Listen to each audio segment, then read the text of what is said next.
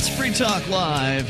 You can dial in toll-free. You can take control of the airwaves. Bring up whatever is on your mind. 855-450-FREE is the number that you need. That's 855-450-3733. Also, we have the Discord on-air call-in line rooms over at discord.lrn.fm. And with you in the studio tonight, it's Ian. It's Patrick Bateman.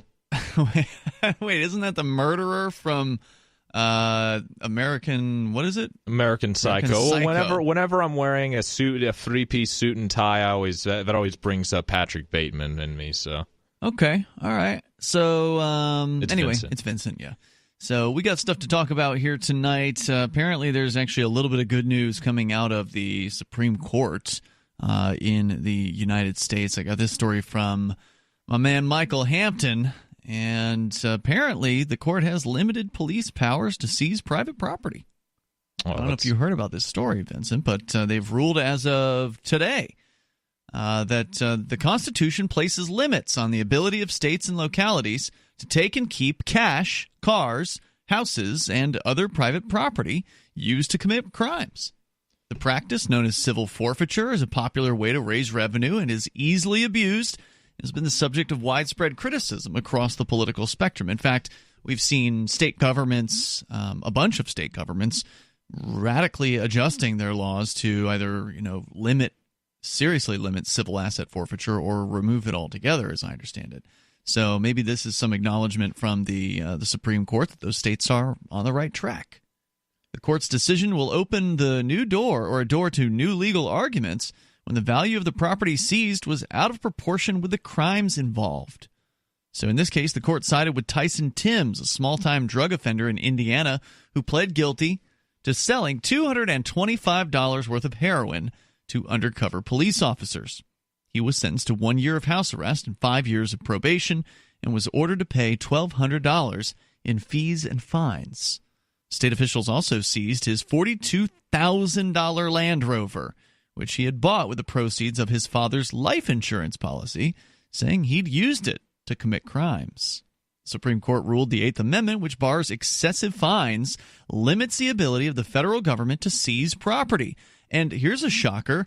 This was a 9-0 decision, a unanimous decision for the Supreme Court. A lot of times you see split results out of the court, but in this case, they all agreed that the court ruled that the clause also applies to states under the 14th Amendment, one of the post-Civil War amendments. Justice Ruth Bader Ginsburg, writing for the eight of the justices, said the question before the court was an easy one. She said, quote, "The historical and logical case for concluding that the 14th Amendment incorporates the excessive fines clause is overwhelming." She said further that, quote, "For good reason, the protection against excessive fines has been a constant shield through Anglo-American history. Exorbitant tolls undermine other constitutional liberties. Excessive fines can be used, for example, to retaliate against or chill the speech of political enemies." Now, of course, we've seen many examples over time of people who have had their lives absolutely destroyed by these civil asset forfeiture laws. I can think of, for instance, the Fat Stuff store here in Keene, which I think was before your time, Vincent. You're in college here in Keene, New Hampshire, and originally you're from the Dartmouth, New Hampshire area. No, not Dartmouth, New Hampshire. Probably one day they'll change it to be Dartmouth, New Hampshire, but the Upper Valley. Oh, region. right. Lebanon. They control all of it, so it might as well be basically Dartmouth. New Hampshire. Yeah, That's the college. Well, yeah, it's Dartmouth Mafia territory. Yeah, so anyway, here in Keene back in 2014, there was a raid against a head shop, actually, that was on Main Street here in Keene. And very popular shop, very large business, like a lot of square footage, plenty of pipes and, bongs and, whatever. They got all Did they have adult novelties? Actually, in the back, there was an adult section. So they were raided by the DEA, and it was actually a coordinated raid that happened to pot shops, or not pot shops, but head shops across the United States. There were like 200 raids that happened on the same day, so it wasn't just this one location. And they took the man's truck, the guy who owned the place, of course, took the entire inventory from the store, basically. Well, what crime were they charged with or suspected of doing that? You know, I don't even remember what it was, but it had nothing to do with taking all of his stuff, basically. The allegation was that he was, at one point, the allegation was that he was selling the synthetic drugs, but he wasn't, because he'd stopped selling the synthetic drugs because of enough outreach or outpouring of frustration and upset by the local community. He'd actually decided to stop on his own volition. But, and you say they took his truck? They sure did. So it's and my understanding from what I hear, and about $100,000 worth of inventory. From my understanding, what I hear, it's like the excuse or the justification police use for, like, I think in vehicles particular is right. It was part of, if a vehicle was a participant in the crime, right? You know, and so the guy runs a store and they're taking away his. It's not like he's driving. Right, he's just driving to work. Yeah. So it's just, at this point, just plain theft. That's all it was. And if you want to see the video, it's pretty amazing. It's one of my favorite moments. It's a horrible moment, but as far as video of the horrible things government does, man, did we hold these people's feet to the flames. I was out there. Rich Paul was out there. Garrett Ian, another activist in the area at the time, just haranguing these bureaucrats as they kept loading boxes full of bongs and pipes and things like that onto a truck. They literally packed the back of a moving van or moving truck with tens of thousands, if not $100,000 worth of inventory for this store. And all of that stuff was forfeit. All of it was. I mean, they destroyed this man's business. He tried to reopen afterwards, and for a little while they did stay open, but eventually he closed it down after within the first year after the raid. It was really sad because his business had been around for close to a decade. And it's left a vacuum that hasn't been filled. Now there's only a bunch of small head shops around here. There's no one big store, and the adult novelty shop is closing down. I heard about that. In fact, it left a vacuum literally because the space is still empty. Years later, I mean, we're in 2019, so it's been almost half a decade that space that they were in has not been rented. So whoever the landlord is, and I believe I know who it is, I think it's actually a state senator. The landlord there has been without rent, that's a $3,000 to $4,000 a month property, paying property tax on top of that. Right, they're still paying full property tax on that spot. So anyway, talking about the Supreme Court coming in here with a good ruling. Of course, it's 3 decades too late or whatever. Yeah. I was going to say it's about time they just 9-1 is like if 9-0. 9-0. If it's that clear cut, why is it this such a big issue? Well, it's a huge issue. I guess nobody ever brought it to the court before. I mean, that's just how hard it is. Most people, when they get charged with something, first of all, if you get charged with civil, or if your assets get charged, because what happens is the government will file a case against your truck. So it's U.S. federal government versus Ford F-250. Seriously, these are the names of the cases. It's incredibly Kafkaesque. U.S. federal government versus $50,000 in cash. They literally have cases like this. And so what you have to do is hire an attorney, because you sure as hell can't do it yourself. You don't know the federal court system. Nobody knows that except for attorneys that actually have experience at it. Yeah. So you hire an attorney, then you're paying the attorney full rate, $300, $400 an hour or whatever that is, to try to fight to prove that this stuff wasn't involved in a crime or that it was legitimately obtained or whatever. And it's very, very difficult. So, in most cases, it's just not worth hiring the attorney, because if let's say you lost $20,000, you might end up paying an attorney $20,000 just to try to get it back. So most people, they just take a plea deal. And that's what these folks who are running the head shop ended up doing. After intending to fight it, the federal government and all governments will come in with a plea deal, and it will be very tempting. But it's a heads you win, tails you lose sort of thing either way. No, it's a lose-lose either way. Well, that's what it means. Heads you win, heads they win, tails you lose. There you go. Yeah, that works. Toll-free number here, 855-450-FREE. And the reason is because whenever you're dealing with the government, you'll always lose something. At the very least, you're going to lose your time. And you may lose your life at the worst. More on the way. You can take control of the airwaves. We'll give you a little more on the Supreme Court coming up here. This is Free Talk Live, 855-450-FREE, like freedom.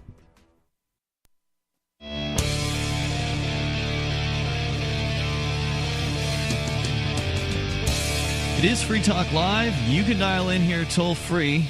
take control of the airwaves, bring up whatever is on your mind. Our number is 855-450-FREE, like freedom. That's 855-450-3733. And Free Talk Live is brought to you by Bitcoin.com. That is where you can go to learn the basics about cryptocurrency. Bitcoin had a nice little boost over the last several days, jumped up around $200 to $300 within about a 24-hour time frame, and it's kind of stayed up at around $3,900 US dollars per Bitcoin for the last few days. But one thing that people don't understand, Vincent, is that you don't have to buy a whole Bitcoin. You can get a fraction of a Bitcoin. In fact, I paid you earlier today. 3% of a Bitcoin. Was it 3%? Yes, 3%. Yeah, so what that was for was because you did some work for us while Mark and I had been down in Mexico. Mark's still down there, but I was down there for not quite 2 weeks, and we did some live shows from there. And you know, I can remotely do the things that I need to do for the Free Talk Live archives after the show remotely, but it's super slow and it's hard. And you know, I figured Vincent, you can handle it. You're a tech guy. You can handle, whatever I throw at you as far as, running archives and stuff like that. So you came in every single night to do the archives for the show. So thank you for doing that. And I was going to pay you, and you requested a payment in Bitcoin, and that's what you got. And Bitcoin.com can help you learn the basics about Bitcoin. Go to Bitcoin.com, get started there. And you can take their Bitcoin Academy, by the way, and that's free. In fact, a lot of the stuff on the website at Bitcoin.com is free, including their news site. So if you're not brand new to Bitcoin, you want to get the latest news headlines, they've got those over there. There's also a Bitcoin.com forum as well, where you can interact with other Bitcoiners over at Bitcoin.com. As we continue, we're talking about civil asset forfeiture, and specifically the Supreme Court with a surprising 9-0 decision affirming that, yeah, government, you can't fine people ridiculously. You can't take somebody's Land Rover if the person sold a little bit of heroin. And that's what happened here. A guy sold, Tyson Timms, small-time drug dealer, sold $225 worth of heroin to undercover police officers, and the state government seized his $42,000 Land Rover. Now, the claim is he bought that with the proceeds of his father's life insurance policy. So, I guess the state would argue it's drug money that he bought that with. But either way, the court is saying here that this is excessive. Quote, for good reason, the protection against excessive fines, this is Ruth Bader Ginsburg writing for the majority, has been, which is all 9 of them. Or I guess she wrote for 8 of them. I guess somebody else wanted to write their own. Anyway, exorbitant tolls undermine other constitutional liberties. She says, quote, excessive fines can be used, for example, to retaliate against or to chill the speech of political enemies. Quoting from an earlier decision, she wrote that even absent a political motive, quote, fines may be employed in a measure out of accord with the penal goals of retribution and deterrence, because fines are a source of revenue, while other forms of punishment cost the state money. So, for instance, going to jail is something that taxpayers have to pay for, whereas a fine is something that the individual has to pay for. Justice Ginsburg also wrote that excessive fines have played a dark role in this nation's history.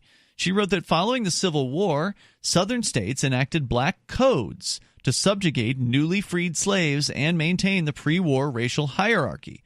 Among these laws' provisions were draconian fines for violating broad prescriptions on, quote, vagrancy and other dubious offenses.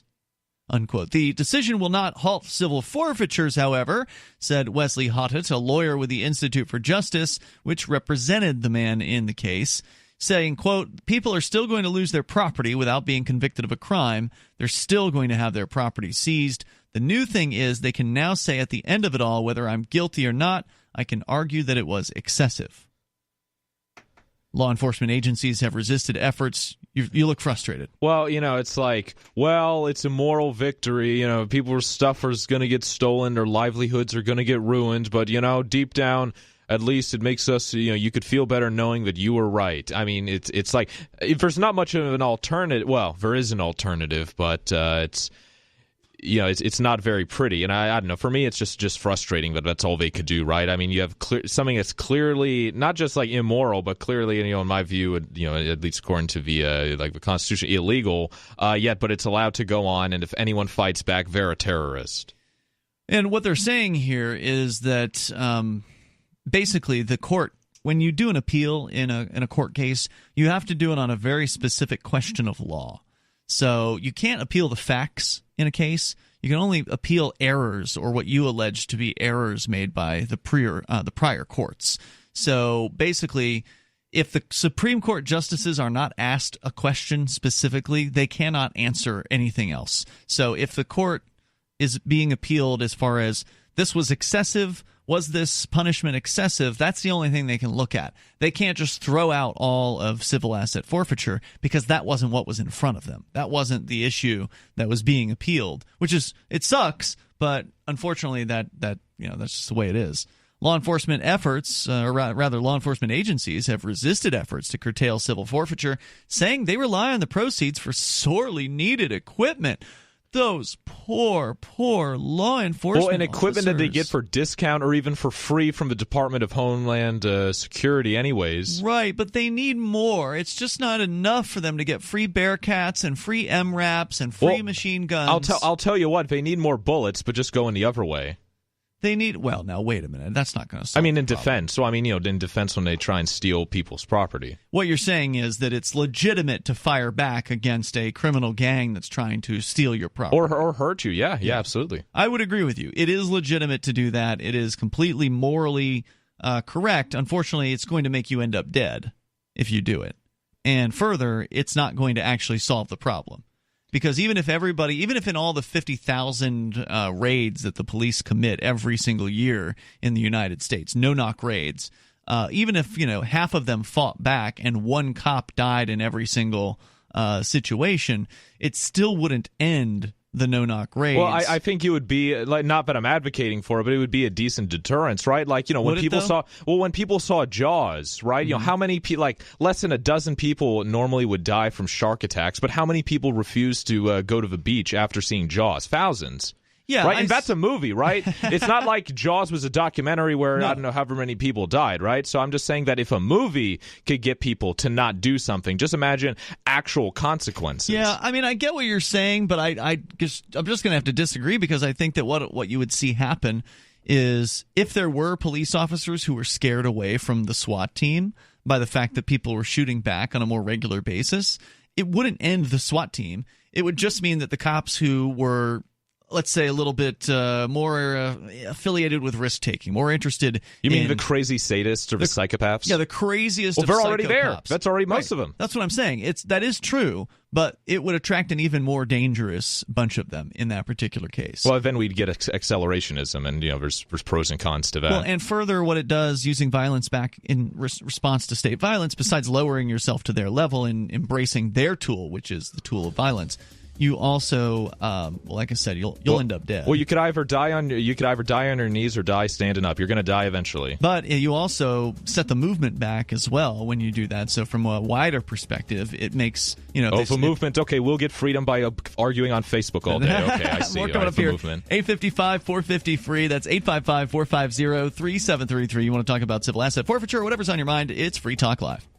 The Bitcoin.com wallet is a simple and powerful full-featured wallet that allows you to send and receive Bitcoin, BTC, and Bitcoin Cash, BCH, with anyone, anywhere in the world. It supports both single and multi-signature wallets and is available in multiple languages. The Bitcoin.com wallet is available on Windows, Linux, Mac, Android, and iOS devices. Use the Bitcoin.com wallet to buy, send, store, and receive both Bitcoin, BTC, and Bitcoin Cash, BCH. Learn more at wallet.bitcoin.com. That's wallet.bitcoin.com.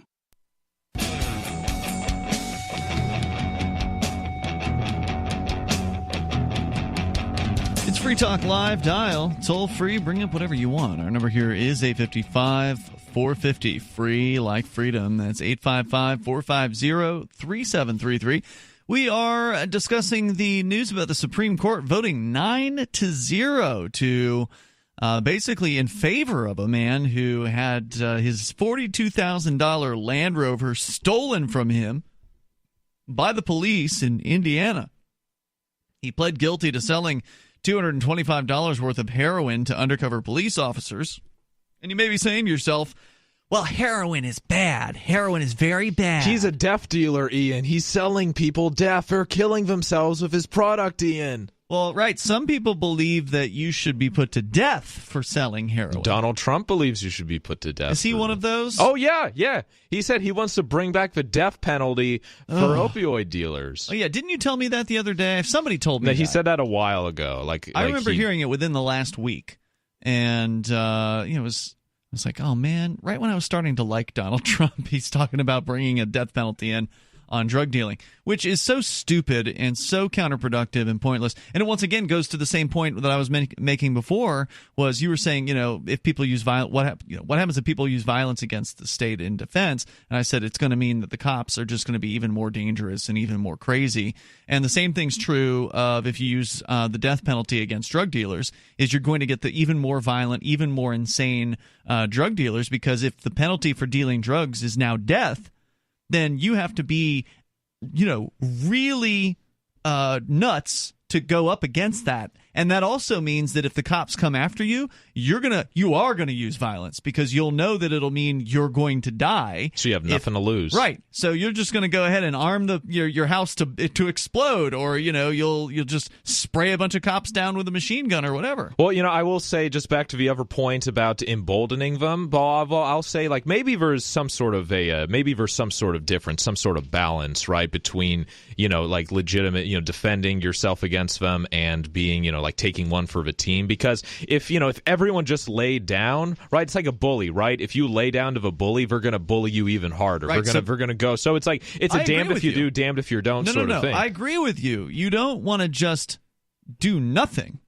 But there's a middle point between doing nothing and using violence. And this is the thing that, like, most people who advocate for violence ignore this. Or the people who advocate for doing nothing ignore it. The middle point is non-cooperation.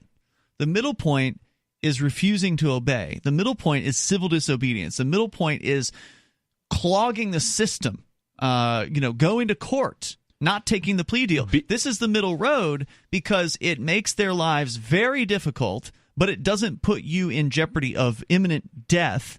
And the more people that actually do this, the more effective it becomes, and you don't have to act, and you can't be painted as a psychopath, right? Because if you were to go out and do what you're talking about, Vincent, and you're not going to, but you're just talking, it's just a radio show, if you were to actually, cops come after you, you start blasting, because they're going to take me, or they're going to take everybody, or whatever, you start blasting them, the news media is going to paint you as a psychopath, and it's going to make everybody else, because they're going to then find your radio show, and they're going to be like, oh, he was a libertarian.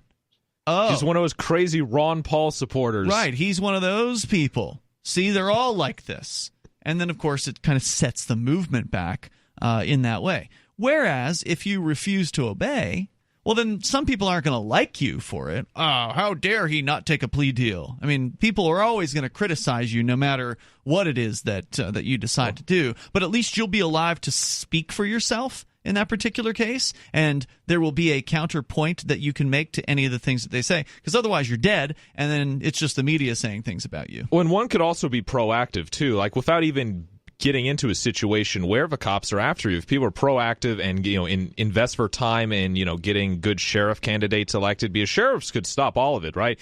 Sheriffs have the constitutional authority to kick the feds out. Supposedly. Well, it's just, you say supposedly just because very few actually exert their power, because most sheriffs are politicians. Right. Now, there are some sheriffs who, and we can talk more about the Supreme Court here in a moment, but there are some sheriffs who have kind of made a stand, at the very least, on the immigration issue, where they have said to the federal government, and by the way, Jay Noon joining us. Hey, Jay. Hey, I can actually give you guys a little example of a sheriff actually doing his job here in New Hampshire some years ago. Sure, go ahead. So I don't remember the sheriff's name, but I believe it was it's the county that Wolfboro, New Hampshire is, which it might be Wolfboro County or. That's the Lakes region, right? Yeah. Okay. Anyways, you guys, Christopher Gronsky, I saw him last week. He was at Anarchapulco. Yeah. We interviewed him. Oh, good. Yeah. And I always enjoy the Anarchapulco shows that you guys do. Thanks. It's great entertainment. They're different, but yeah. Anyways, so Christopher will tell the story better than me, but he talks about how a friend of his was having an IRS issue, and the IRS was going to lien either a property or a bank account or something like that. I don't remember all the details. So Christopher set up a meeting with his friend and the county sheriff and one of the IRS agents. And basically, they went over the paperwork. It was, a very polite meeting, and Christopher basically pointed out some things with the IRS and the sheriff, and basically, the end of the story is that the IRS ended up not going through with whatever they were going to go through with. I don't know if it was seizing a bank account or seizing property. I can't remember the details, but the sheriff was like, well. He was kind of reluctant, but they were basically like, well, this is your duty, is to protect the citizens, and what the IRS has no jurisdiction here. This guy's, not a U.S. citizen. He's a New Hampshire, state national, like what, Gronsky talks about, and basically the IRS agents just kind of walked away, and they actually tried serving the IRS agent with some paperwork, and who did? Christopher Gronsky's friend, and using the sheriffs to serve him, or they had a meeting with the sheriff, but it was just in hand, I guess. I'm not sure. It just as they were there, and I think there was a little something about that. But basically, the sheriff did do his actual duty, and this was maybe 10, 12, 15 years ago. Maybe I can get him a call in and tell the story someday, because it's pretty interesting. And the thing is first off, nobody really asks these public servants to exercise their duties of checks and balances. Nobody asks the sheriff to really. You got to ask these guys to do these things to protect you. You got to, which of course they're not obligated to do, but they're not obligated to do. But if you don't ask, they're even less likely to do it. But yeah, if they don't know what's going on, they're less likely to do it. And there is certainly. There certainly is people who get elected into government positions that they want to do good, and usually what happens, they just get so sick of the system, they just get out, or they become corrupted themselves. Yeah, that does tend to be the two different paths that these bureaucrats end up taking. I've seen it happen. Oh, yeah, yep. So, we're talking about this Supreme Court case. 9-0, they ruled that the state of Indiana and all states are being excessive with their punishments. The man who had his $42,000 Land Rover stolen by the Indiana State Police is basically been vindicated here, even though he's still guilty. He is still guilty of selling heroin to an undercover police officer, but it was only $225 worth of heroin. He paid $1,200 in fees and fines, and so the Supreme Court said, y'all shouldn't have taken his $42,000 truck. Well, that's excellent that he actually did sell the heroin, because he did. Now they can't do this asset forfeiture. That's probably, they can still do asset forfeiture. That's what the attorney Wesley Hottet for the Institute for Justice said, and in his statement, he did say that people will still lose their property without being convicted, and they're still going to have their property seized. However, after the fact, you can argue that was excessive. So it might help them get their property back later. Well, I'm glad the Supreme Court ruled that it was excessive when it was an actual heroin deal and not just, this guy had $5,000, but, he didn't have any drugs or anything. You know? Yeah, that's a good point, because it does show that even though this person was committing a technical crime, the court said this is an excessive punishment, even for this supposedly horrible crime of selling heroin. Because there's people who are mad about this, who just want to see heroin dealers, have their heads cut off in a public square, because they think that's going to somehow solve the heroin issue, when, of course, all it'll do is just open up another position for another drug dealer. 855-450-FREE. That's 855-450-3733. It's Free Talk Live.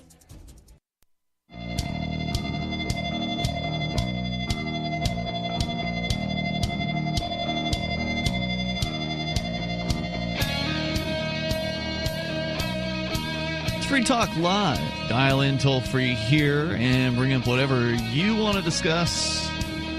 Our number is 855-450-FREE, like freedom. That's 855-450-3733. We've also got the Discord on-air call-in line rooms over at discord.lrn.fm. So head on over there to enjoy the features on Discord. In fact, that allows you to actually interact with other Free Talk Live listeners basically 24 hours a day. There are a lot of people in there, and it's a good chat room, but it also allows you to call the show. So check it out at discord.lrn.fm. It's Ian with you here tonight. Jay. Vincent. We're back to the story from the New York Times about I would say, a pretty important court case here. 9-0 decision. The Supreme Court of the United States saying that it's not okay, police departments, to be doing these excessive asset forfeitures. So it doesn't say that asset forfeiture itself should be illegal, that they are going to abolish it. But what it does say is that you can't be taking something that is in excess of the crime that was committed. Now, what does that actually mean? When it comes down to it, I don't exactly know. But what they did say was that a heroin dealer who sold $250 worth of heroin should not have had his $42,000 car stolen from him by the government. Well, my understanding was it said he had to pay like a $1,200 fine. That's correct. So my understanding is that it would have to be within $1,200.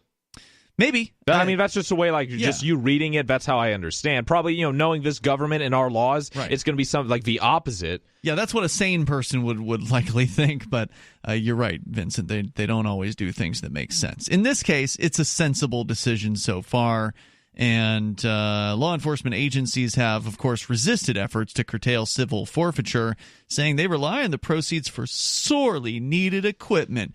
It's difficult, not impossible, or if not impossible, to calculate the total value of civil forfeitures by local police departments and prosecutors, but a significant portion comes from joint operations with federal law enforcement and is tracked by the Justice Department.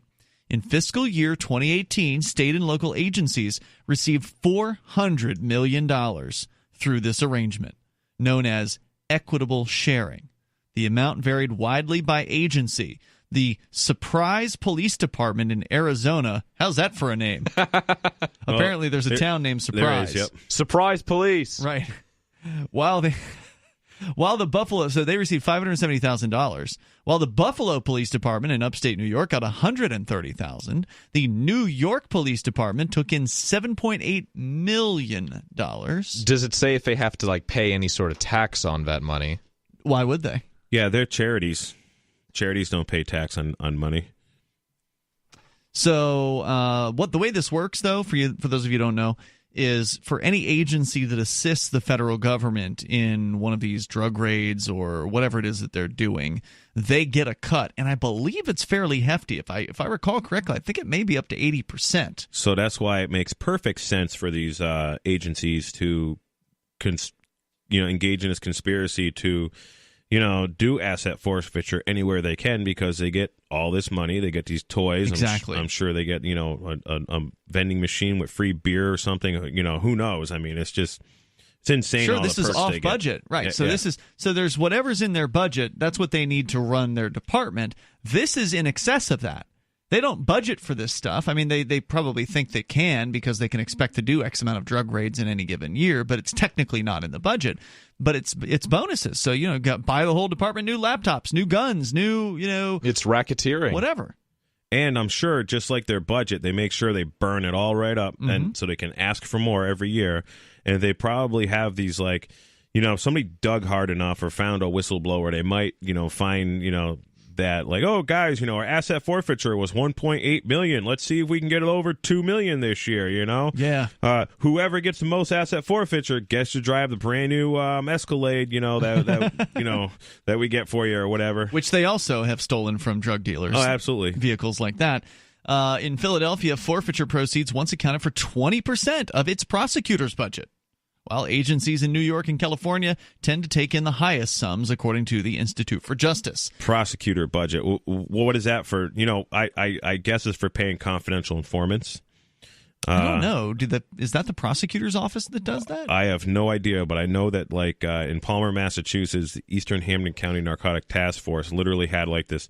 And they still have it. It still exists. It's like a cash slush fund for basically confidential informants, and basically it was and all the accounting is CI number 62, because you don't know the guy's name, right. Any of that stuff. So it could be nobody, and they're just pocketing the cash.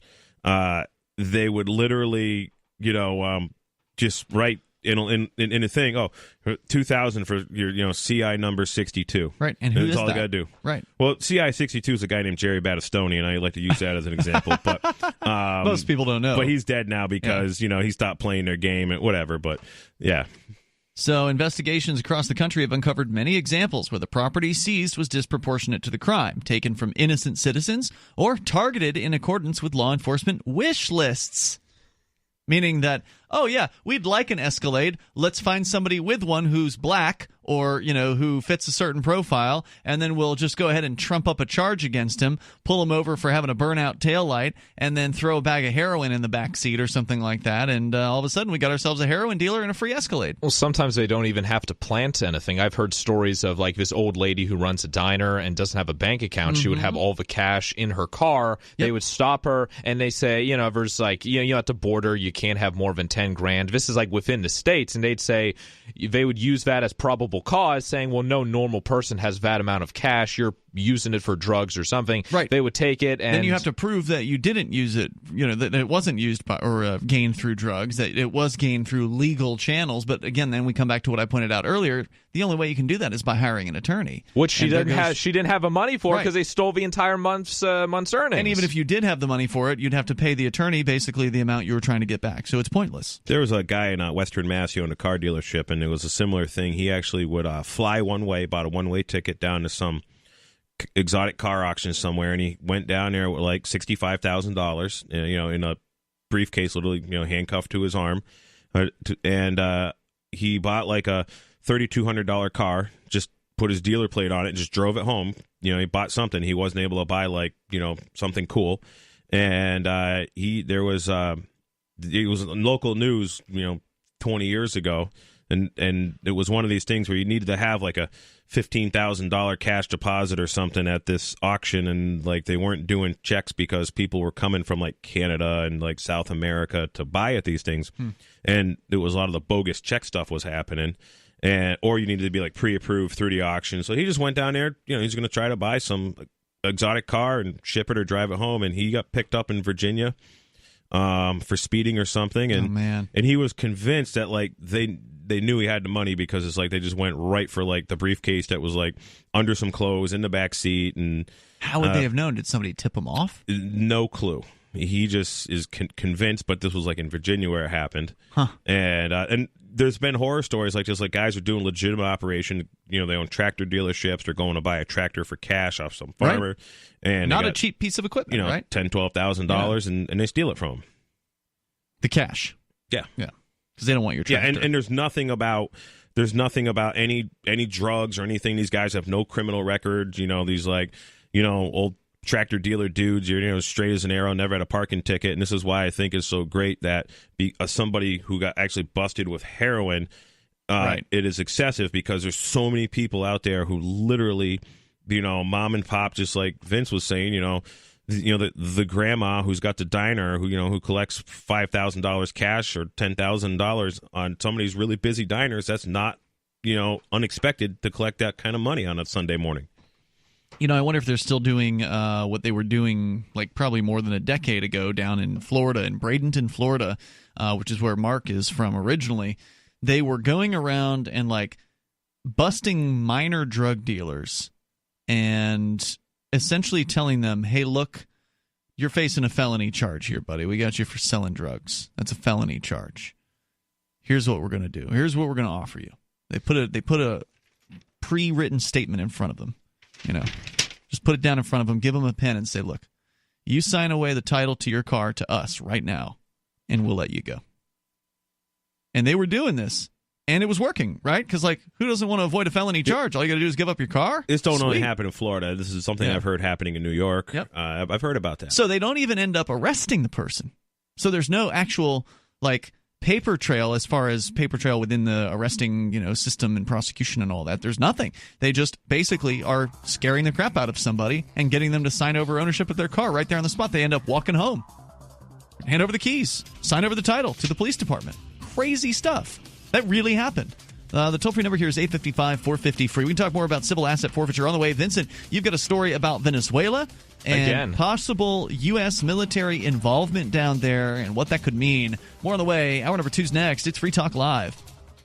Are you a cryptocurrency advocate? The Crypto Tip is the ideal outreach tool to help new people discover cryptocurrency. It's a printable business card-sized tip that you can give to service providers, preferably in addition to a good cash tip. When the server scans the QR code, it'll bring up an explanation of cryptocurrency, how to install a wallet, and allow them to claim the tip. If they don't claim the crypto, you get your tip refunded to you after a time period you specify. Plus, if they do claim the tip, you get an email alert. Create as many tips as you want at cryptotip.org. That's cryptotip.org.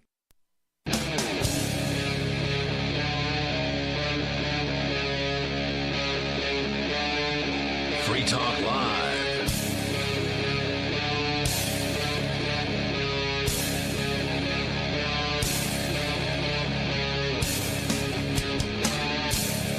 It is Free Talk Live. We're launching into the second hour of the program. You're invited to join us here and take control of the airwaves. Our number is 855-450-FREE. Like freedom with you tonight. It's Ian. Jay. Vincent. Of course, you can bring up whatever is on your mind. Take control of the airwaves here. We talked in the first hour. We're going to continue a little bit on the issue of civil asset forfeiture. Specifically, the Supreme Court ruling 9-0, not against it. They didn't rule against civil asset forfeiture, but they did rule that it should not be excessive, that fines and forfeitures for criminal convictions, in this case, a heroin dealer who was convicted of selling $200-something worth of heroin, had his Land Rover, $42,000 car, stolen from him, and the Supreme Court said that's excessive, and that needs to stop.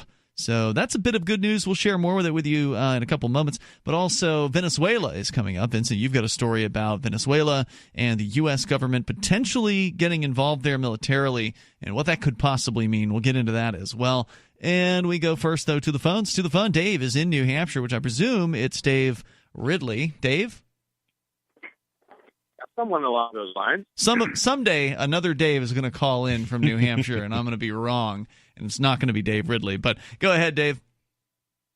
So there is I always like to call it the genius of New Hampshire. You know, when before I moved here, I used to think, well, it'd be great if people would do this. And then I would get here, and they'd already done it, or they were doing it while I was here. And so one of the things that I had not seen before is that someone avoiding using the police to solve a crime, refusing to use the police, at least initially. And that is what has happened in Bow, New Hampshire. A man he suffered a snowmobile theft and some other items, and he used social media to sort of solve the crime. Really? And declined to go to the police. Yeah, I'm very familiar with that. It actually, I don't really know the guy, but I know the area. And You're familiar with the exact case? Exact case, absolutely. Yeah, I was talking about this. Actually, I was going to think about doing this as show prep, just because it's such a perfect example. And I actually friended him on Facebook, and I gave him the link to get cell411.com. Told him about Cell 411, and Cell 411 is a emergency alerts app that you can send a GPS based alert to your friends when something bad's happening to you. Basically. Yep, and you can even ride share with it too. But wait a minute. So how did this work exactly, Dave and/or Jay? I mean, he lost his snowmobile to theft. I presume he didn't. Did he witness the theft, or was it just he showed up to his house and it wasn't there anymore, or what? He apparently is a business owner, and he had a surveillance video that showed the thing being stolen. Okay. Someone apparently hitched a trailer to a piece of. They hitched a vehicle to a trailer or something like that, and whatever they did wound up with, I guess, the suspect vehicle has now been located, and I guess he got 2,500 responses or views or something like that on social media, with people trying to sort of become amateur sleuths and crowdsourcing the whole sleuthing process or whatnot. But now it's a little bit more complex than that, in the sense that he is indicated he will involve police once he has more evidence or something like that. So he's not completely doing this without police. But it's something. So wait a minute, just to clarify, he hasn't actually found his snowmobile. Oh yeah, he had. I can fill in all the blanks on this if you want. Okay, yeah, please. I don't know. So what had happened? It was I got up at 7. I got up early in the morning, and I'm using the restroom, and I'm looking at Facebook, and I see this first thing on my Facebook post pops up.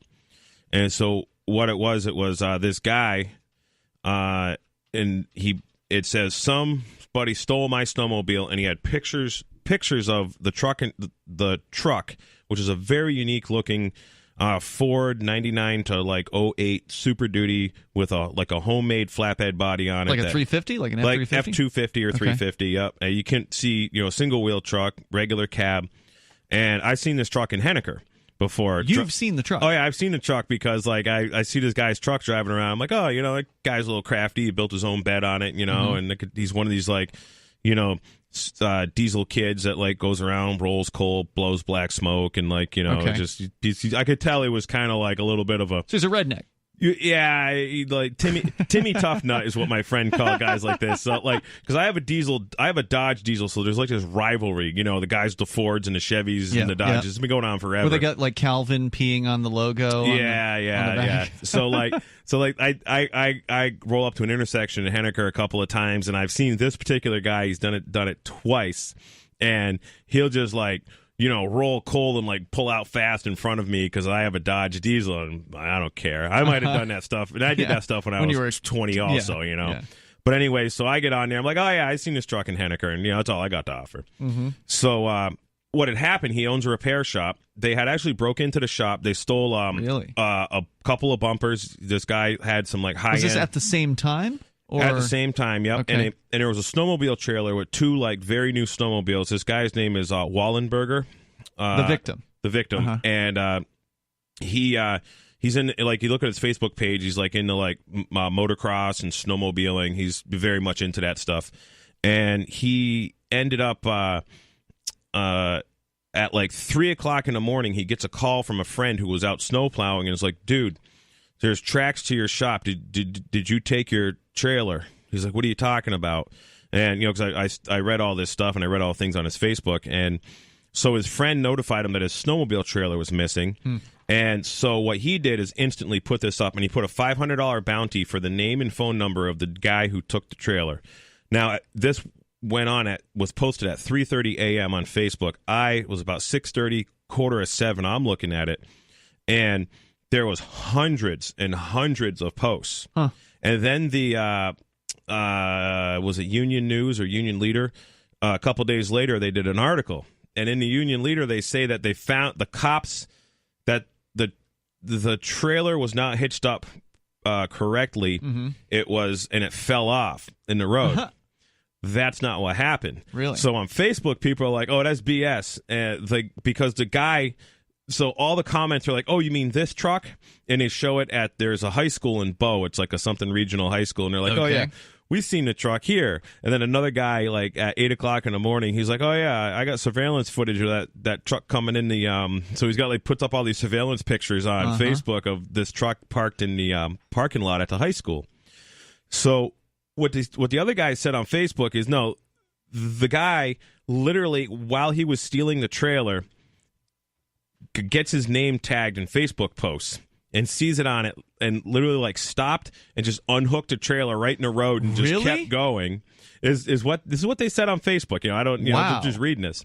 So, and they said that the cops found the abandoned trailer, and they said that it was improperly hitched. I see. They presumed that, and that's what the article said. And people are like, "Oh no, that's BS." The dude knew he was getting busted because people knew. And the thing is, it was somebody the guy knew. That's usually who steals your stuff. Sucks. So he knew how to get into the shop. He knew how to or I don't know if it was a shop or a storage unit where these bumpers were. There was these bumpers are worth $1,500 a piece. Is he a doper or something like that? So all of his they put people were tagging him and stuff. And so somehow I went back through in Facebook and I couldn't find any of the posts where they tagged, because hundreds of people were tagging this dude in the comment. Hey, you need to bring Wallenberger's sled back. You no good thief. Right.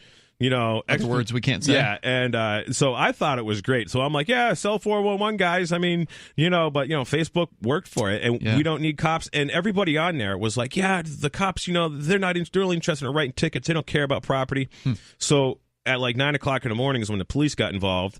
Because somebody had found a trailer in the road and reported it, and they just sent a towing company out there to get it, and then the police basically called the guy and they're like, you get any information, you got to give it to us, and blah blah blah. So the police went and seized the truck, and this dude was allegedly arraigned in court, the following day or something. And so he's a high school kid. Oh, I don't know about that, but they had pictures of the truck in the high school parking lot pretty much daily. Well, he's probably not a teacher. Probably not, or picking up somebody from high school. But yeah, could be. Wow, Dave, good call. I don't know if you had more to say. We ended up being Jay telling a good version here of that story. So stand by if you had more. More with Dave Ridley, possibly on the way. Your calls and thoughts welcome as well. Plus Venezuela also coming up 8:55, 450 free like freedom. You can join us on Free Talk Live.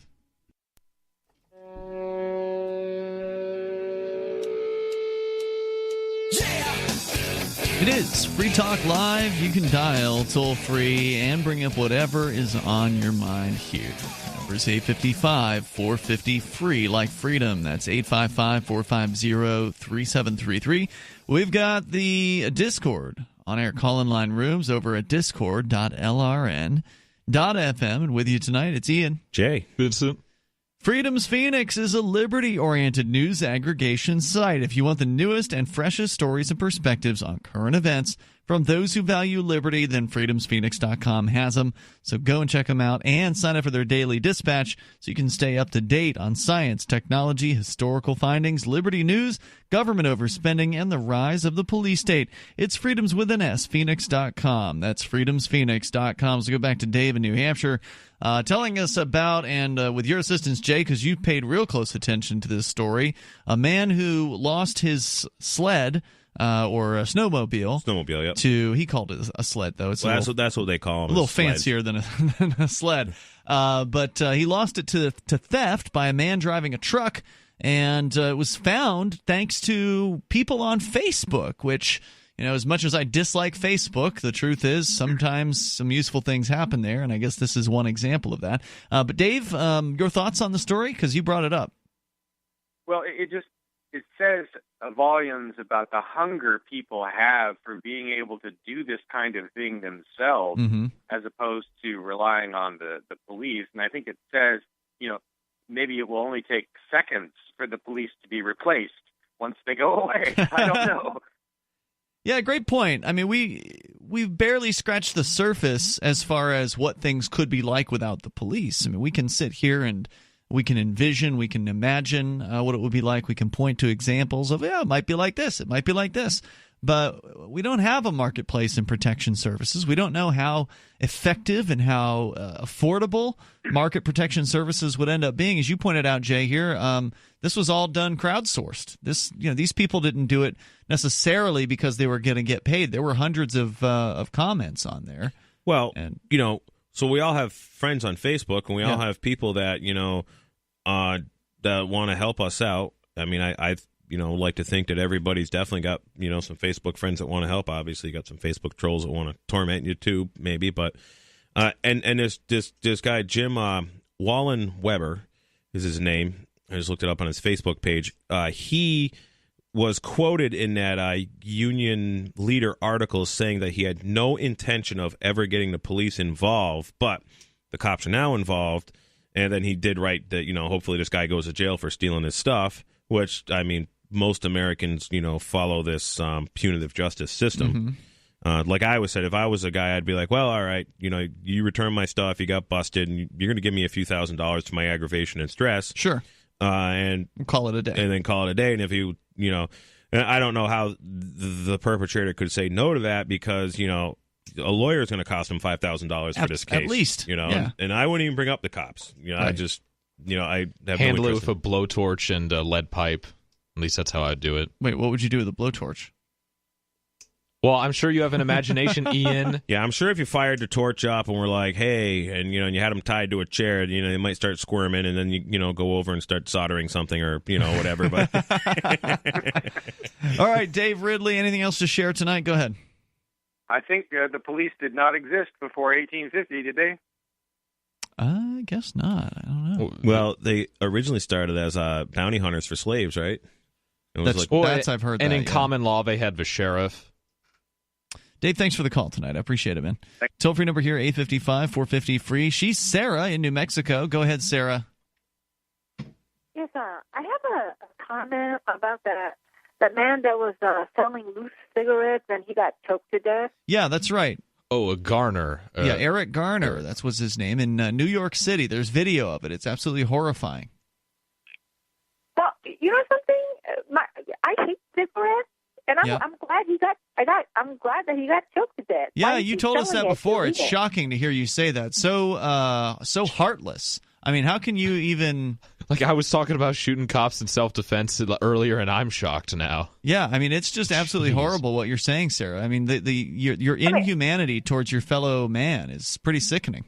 I mean, look at the logic of it. Look at what is he selling? It suffocates people. It gives COPD. People wind up suffocating. Okay, and then is it any surprise that he got choked to death? So you're saying it's fair. You're saying fair's fair because he's suffocating people to death with his cigarettes, and so therefore he should be choked to death, is what you're saying. Well, that's what he got. Okay, but wasn't he? Except for the fact that people are choosing to smoke. He's not shoving cigarettes down somebody's throat and choking them to death. They're choosing to smoke. And the reason... But it was illegal. It was illegal to sell those on the sidewalk. Do you think that also every cigarette dealer who's selling legally should be choked to death as well? Everybody that operates a convenience store, that works, the 17-year-old girl working a summer job at the 7-Eleven. Or the CEO of Marlboro. Well, I don't know. But the thing, why don't you know? Well, so, Sarah, you just want an African-American person, a low-income African-American person who is selling it to be strangled. So are you some sort of racist, Sarah, that you only want black people being prosecuted? Good question. No, it's not that. But the whole attitude of like selling of promoting cigarettes, Okay, so let me just see if avoiding the question, changing the topic. Right, yeah, she always avoids questions. So anybody who promotes cigarettes should be choked to death? No, but I'm just saying... Only Eric Garner? Only a black man on the streets of New York who's selling loosies, who's selling one at a time? You think that should be choked to death, but a man selling a pack of 20 cigarettes in a 7-Eleven? Or a carton of, like... Right. I don't smoke, so I don't know how much is in a carton. Or a pallet full? Well, something I don't know. Maybe it's I don't know. Maybe they're not supposed. Maybe they it's not their karma to when they sell it legal like that. When they sell it that way. It's Wait a minute. Are you saying it's only bad karma if you sell a cigarette illegally? Of course, Sarah's an Eastern mysticist talking about karma. As long as you have paid the tax stamp, then it's totally okay karmatically to sell cigarettes? I have no idea, but to me, you selling stuff that suffocates people, it chokes people out, and it's illegal. Okay, it was so then I think that it was part of his karma. Yeah, you just said that. But what you're saying is it's part of his karma, but other people who sell cigarettes legally, that's not bad karma because it's legal. They paid a tax bill. They're going to get theirs. All the cigarette companies... What would you like to see happen to those people? Well, I have no idea what they're going to get, the cigarette companies. No, not what they're going to get. What do you want to see happen to them? What would Sarah's ideal punishment be for the Marlboro cigarette manufacturers and all the factory workers? Sarah's final solution for the cigarette problem. There you go. That's what I'm looking for. What is it? Look, am I God? Do I dispense judgment? No, we're asking you what you want to see happen. So if you were God for a day, what would you do to the cigarette cartel? What I want is that whatever God decides, whatever he thinks that he deserves, what they deserve. All right. You're not going to answer the question, so thanks for the call tonight, Sarah. And the real issue is the reason Eric Gardner was attacked by the police is because the police are running a protectionism racket. That's right. They were they're licensed to sell cigarettes. This guy wasn't. Right. He was inching in on their territory. So they're working to protect those other licensed sellers from this dastardly man selling loosies on the streets. Hired thugs. To the people who can't afford a whole pack of cigarettes, mind you. More coming up here in moments. This is Free Talk Live. LRN.FM now has a Discord. Discord is a free text and voice chat platform, and we now have our own server with a bunch of channels at discord.lrn.fm. You can join other listeners as they chat about various things during our live shows, or anytime, day or night. Discord software is available cross-platform, so you can have it on whatever device you want and take your chats anywhere. Join our Discord at discord.lrn.fm. That's discord.lrn.fm.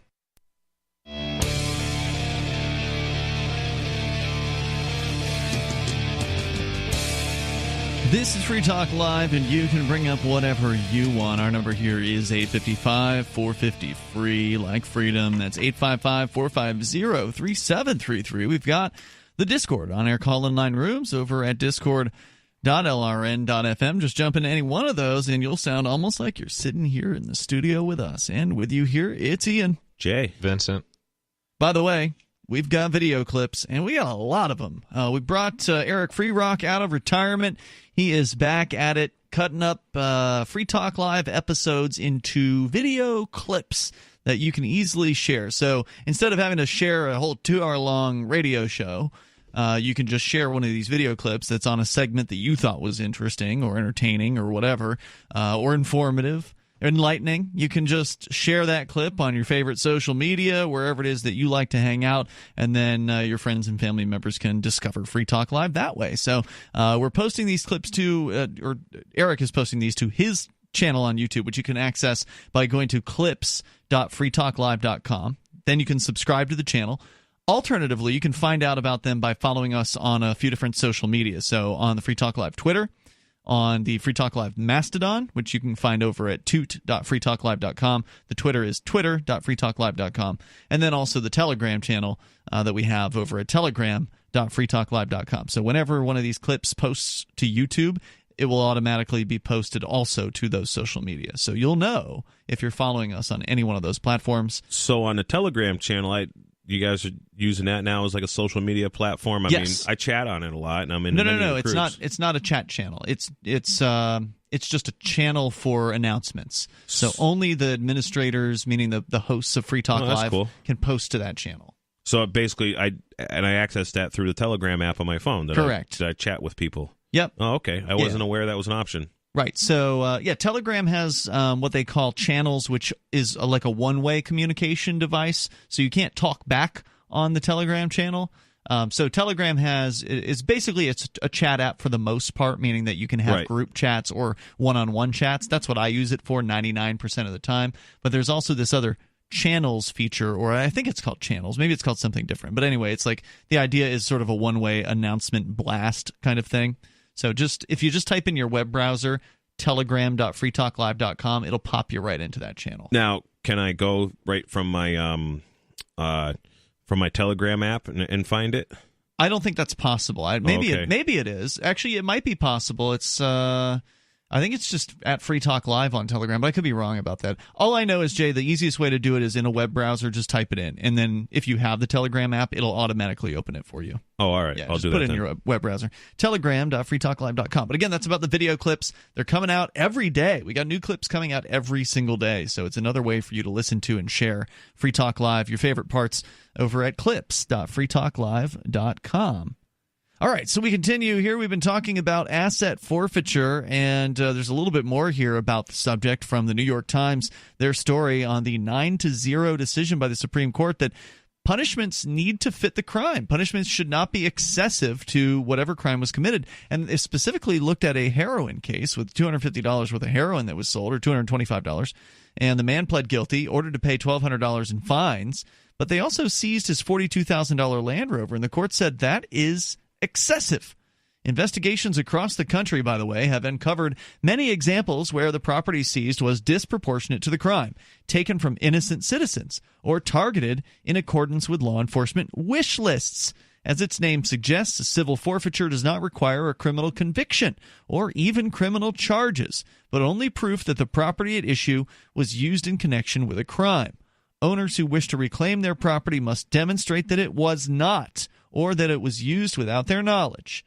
A recent series of articles by the Greenville News examined every civil forfeiture case in South Carolina from 2014 to 2016, finding examples like that of Ella Brummel.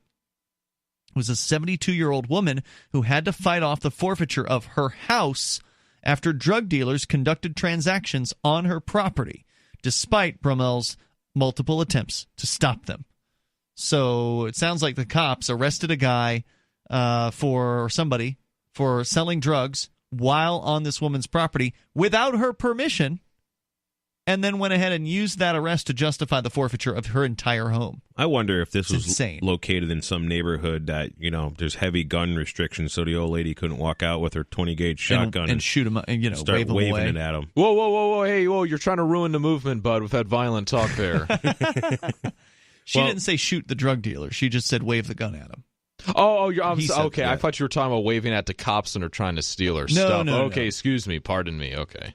In a similar case in Philadelphia, where law enforcement agencies once took in $5.6 million a year in civil asset forfeiture, according to the Institute for Justice, a couple's home was seized in 2014 after their son was arrested on charges of making a $40 drug sale there. A case against the city's forfeiture practices was finally settled last year. Justice Ginsburg suggested the effect of the ruling could be limited. All 50 states, she wrote, quote, have a constitutional provision prohibiting the imposition of excessive fines either directly or by requiring proportionality, unquote. Wednesday's decision may influence how state courts interpret those provisions, and they may use them to scrutinize civil forfeitures more closely. But again, this won't stop the actual act of the stealing of a car or a house or something like that. And every state constitution that I've studied, literally there is a clause in there that says property shall not be taken without just cause except for judgment by a jury, or like an eminent domain thing is generally added to these things afterwards. But obviously they just like we know do it they anyway. Just bypass all that stuff. Yeah, it's really frustrating. The Supreme Court already ruled most of the protections in the Bill of Rights, which had originally restricted the power of only the federal government, also applied to the states under the Fourth Amendment. The court left open the question of whether the seizure of Mr. Tim's Land Rover amounted to an excessive fine, leaving its resolution to lower courts. But Justice Ginsburg suggested the penalty was disproportionate to the offense, writing the vehicle was worth more than 4 times the maximum $10,000 monetary fine assessable against him for his drug conviction. Justice Clarence Thomas agreed with the result in the case, but said he would have gotten to the same place by a different route.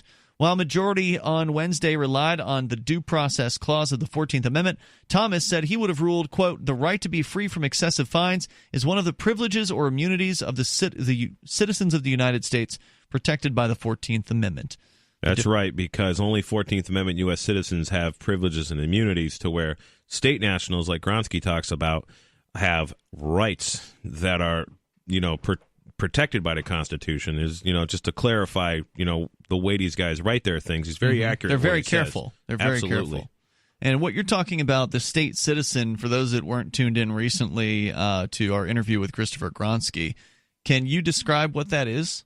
And actually, you had another fella on when you were in Anarchapulco. It was not Gronsky that was talking about this also. I forget his... There was one who touched on it as well, yeah. And I thought it was Gronsky when I was listening, but you didn't say his name, and I would have recognized the voice. But basically, the idea is, they talk about when, like, I went and got a passport.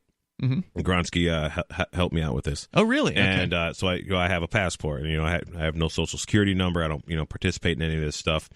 And so either at the passport, you either declare that you're a United States citizen, or the State Department has instructed that you declare what it is or who it is you are. So what I declared is that I'm not a United States citizen. I am not a 14th Amendment citizen. That I am a state citizen of the nation state of New Hampshire, not the state of New Hampshire, the one that was incorporated in 1869. I am, I don't participate. And then we get into the definitions with public policy 1864, or public law 1864, which was basically redefining a whole bunch of words that Congress did, but nobody was paying attention while what Congress is doing during this time period. You had, the southern states working on seceding and stuff, and very few people understand this, but the word state is literally defined as the District of Columbia. The United States. Well, the term state is just defined as United States or District of Columbia in some things, but District of Columbia specifically is what the word state means in almost all state statutes, including New Hampshire's. Really? Absolutely, yep. Okay, that's news to me. The toll-free number here is 855-450-FREE. We can talk a little bit more about the idea of a state citizen on the way. Also, if you want to comment, you're welcome to join us here. Plus, the Venezuela, the latest there out of, or the question of what's going to happen if the U.S. invades, which, of course, is probably nothing good. More coming up.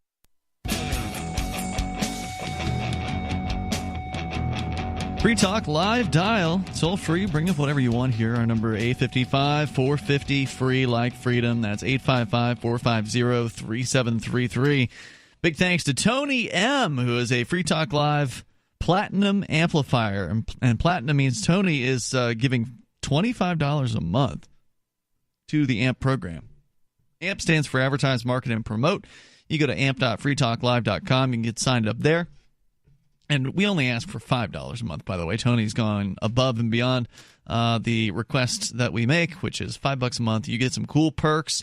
And basically everybody gets the same perks no matter what the level of amping. So please help us out over at amp.freetalklive.com. You can learn more about the program there and how it's helping us get on more radio stations, bring new internet listeners on board, and hopefully we're going to have some big news to announce about one of our existing stations coming up very, very soon. So I'm excited about that. And we're currently in the process of pitching some stations that are going to be losing some shows within the next couple of months. There's John Gibson, the former Fox talk show host. He's ending his radio career. And a progressive talk show host named Norman Goldman, for whatever reason he apparently pronounces it that way, is also calling it quits because he's losing money. So Free Talk Live is going to be hopefully filling in some of those gaps with those stations, and look forward to announcing the good news when we can officially do that. But if you want to help us get on more radio stations, we're on about 194 right now from coast to coast inside the United States and even beyond, all the way out to Guam. You can help us out over at amp.freetalklive.com, amp.freetalklive.com. So we've been talking about the civil asset forfeiture. There's a bit of a piece in the New York Times, but we were getting into this idea of state citizenship, which I think is very, very interesting. Now, Jay, you said that the definition of state has to do with the District of Columbia in state definitions, meaning like it says somewhere in New Hampshire statutes, and you verified this, that it's the United States? That doesn't make any sense because the word state is all over the place in state statutes, and it's talking about New Hampshire, isn't it? Right. So what happened is the United States became an actual incorporation in like the 1860s something. Part of this 1864 thing, the United States got a corporate charter, and the United States is this 10 square mile area of the District of Columbia. The words United States and District of Columbia should be synonymous with each other anytime you're reading them in law. And right. That's what I heard from Christopher Grassi. Right. So when you look at New York state statute, Colorado state statute, and even New Hampshire, and in New Hampshire it says it a few different places. I was actually Googling it a few weeks ago. I did write down on a notepad. I was doing a little research on this because I was in a little bit of a debate with some people who, are just telling me I'm, full of baloney. Mm-hmm. And it does say in the New Hampshire or the RSAs, the definition of state. And there's definition sections all through the RSAs everywhere, sure, for like motor vehicles and for like land use and all this stuff. But the definition of the word state it says state includes District of Columbia. Huh. And I want to see this. You're going to have to show it to me. I will. And, right. and then there's another part where it says includes United States. In Colorado, it's pretty clear. It says state includes District of Columbia. And when the word includes is used in statutory construction, in the statutory construction manual or whatever, like every state has one of these. Like in Massachusetts, it's Chapter 5 of I can't it's remember. The rules of statutes. Yeah, it's basically how the statutes are arranged and how to understand statutory construction section. And it says when the word includes is used, it means includes only. And actually, Gronsky talks about how includes means includes only in all this, uniform commercial code, which was adopted by most of the states in 1923. That's when it was adopted by Massachusetts, and then all these city and town charters are all written in this uniform commercial code like stylization. Mm-hmm. And so, anyways, the state includes District of Columbia or includes United States, and then I've seen it, and I don't know. I think this or state of New Hampshire. So actually in New Hampshire, like Renee years ago got a ticket, and she showed it to me, and it said state versus Renee, whatever her last name is, I don't remember. And so I actually started bringing this up to her because I'm like, well, the first thing you need to know is who is state, and let them say whatever they're gonna say. And if you put the cop on the stand, then you bring up this thing where under the Motor Vehicle Code, RSA, whatever, it defines state as, it's either United States or District of Columbia, or could be both of them. I don't really remember then I had found it like talking to her about it one day, and but I've had fought tickets in New York and Vermont, because I think it's Vermont. It says United States and District of Columbia, and it says, well, if the state of Vermont, the word state means District of Columbia, so District of Columbia, Vermont. I'm confused. I don't understand. What does Vermont have to do with the District of Columbia? Well, that particular traffic ticket in Vermont, basically the cop's like, I don't know what you're talking about, and the judge was like, well, we've heard enough. I'm going to dismiss this case. He just didn't let it go anymore. This was your case? This was my case, like 2008 in Vermont. Yeah. Okay. And I mean, I would do things like ask the cops, definitions of words they didn't know. Like the definition of the word traffic is buying, selling, or trading. Commerce, alcohol trafficking, drug trafficking. And when you get a traffic ticket, I ask them if I was engaged in commerce at the time. Mm-hmm. Was I trafficking anything? And or I'd say, do you know the definition of the word traffic as it applies to the code? And they would say, oh yeah, driving to and from, driving in your car. And I said, well, it doesn't say anything like that in the word, traffic as it's defined in the code. So there's all kinds of things you could trip them up on, because, nobody can know the definitions of all the words and all the, especially, these cops, half of them don't even understand the laws that they're allegedly enforcing. I'm surprised the judge didn't just overrule your question. Oh, yeah, I was just about to ask that. That happens a lot. Yeah. And I object, and I tell the judge that, he's going to have to, basically get a, I said to one judge once, I said, well, it sounds like you might be explaining to appeals court how it is, you can rule out actual definitions of actual words that are within the statute. But usually, like, when I start, the thing I think happens with me most time in court is they're like, I'm not low-hanging fruit, and they don't want anybody getting educated. Yeah. So anyways, they'll dismiss the case because of that. They don't want to show. I really believe that happens most of the time. So getting back to the whole state citizen thing with Gronsky, and a lot of people do this, is when I did the passport, we give these examples, and it's in the How long was the attachment to this passport application? Mine is definitely a couple pages longer than most of them, because I'm a little more radical. Yeah. And I want to be extra clear about things. So mine was 9, but I think generally they're about 7. Okay. The one that Gronsky prepares but even Gronsky's is really good. I just added 2 more things that I wanted to put to it. So basically, the idea is, this is what he said on the air last weekend, was that you essentially check some box that says that you're going to add a statement to the back of the paperwork, essentially explaining why you're not a U.S. citizen or something like that, or what you are exactly if not a U.S. citizen. But he argues that the United States has 3 different definitions. Yes. He says that, according to a Supreme Court case in the past, that United States can mean either like the District of Columbia. Yep. It can mean the sort of alliance of the states generally, so it can include the state. And so anyone who's a state citizen is still part of the United States, is what he argues. Yep. And I forget the third. The third one is any geographical territory considered within the Federation of the States, because all the United States is a federation of independent sovereign nations. New York and Massachusetts are independent sovereign nations. They were, in theory. And they still are. The thing is I would say they're pretty much not occupied. As far as I'm concerned, the nation of New Hampshire is literally occupied by, like, myself and maybe 25 or 30 other people. That's about it that I can tell. You mean as far as you're the people who are aware of the idea of state citizen, and you are the only ones who are state citizens? The rest of them are U.S. national citizens, basically? Well, so the state of New Hampshire is I say it's part of the flat Earth, because it's just a name on paper.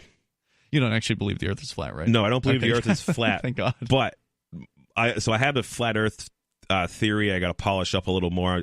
I'm not super good at explaining. I got to practice it some more. But basically, it goes something like, the District of Columbia is a corporation, is a name on a piece of paper, and incorporated this other corporation then it calls it the State of New Hampshire, and the State of New Hampshire is this name on a piece of paper. That's all it is. It's just an incorporation.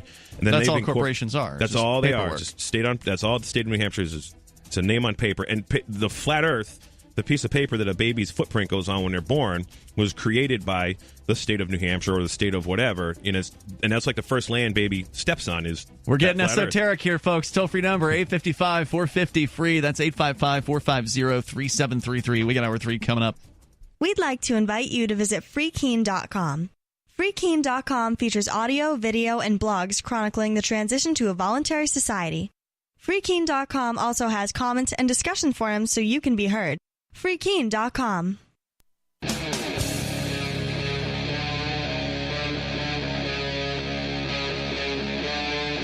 Free Talk Live.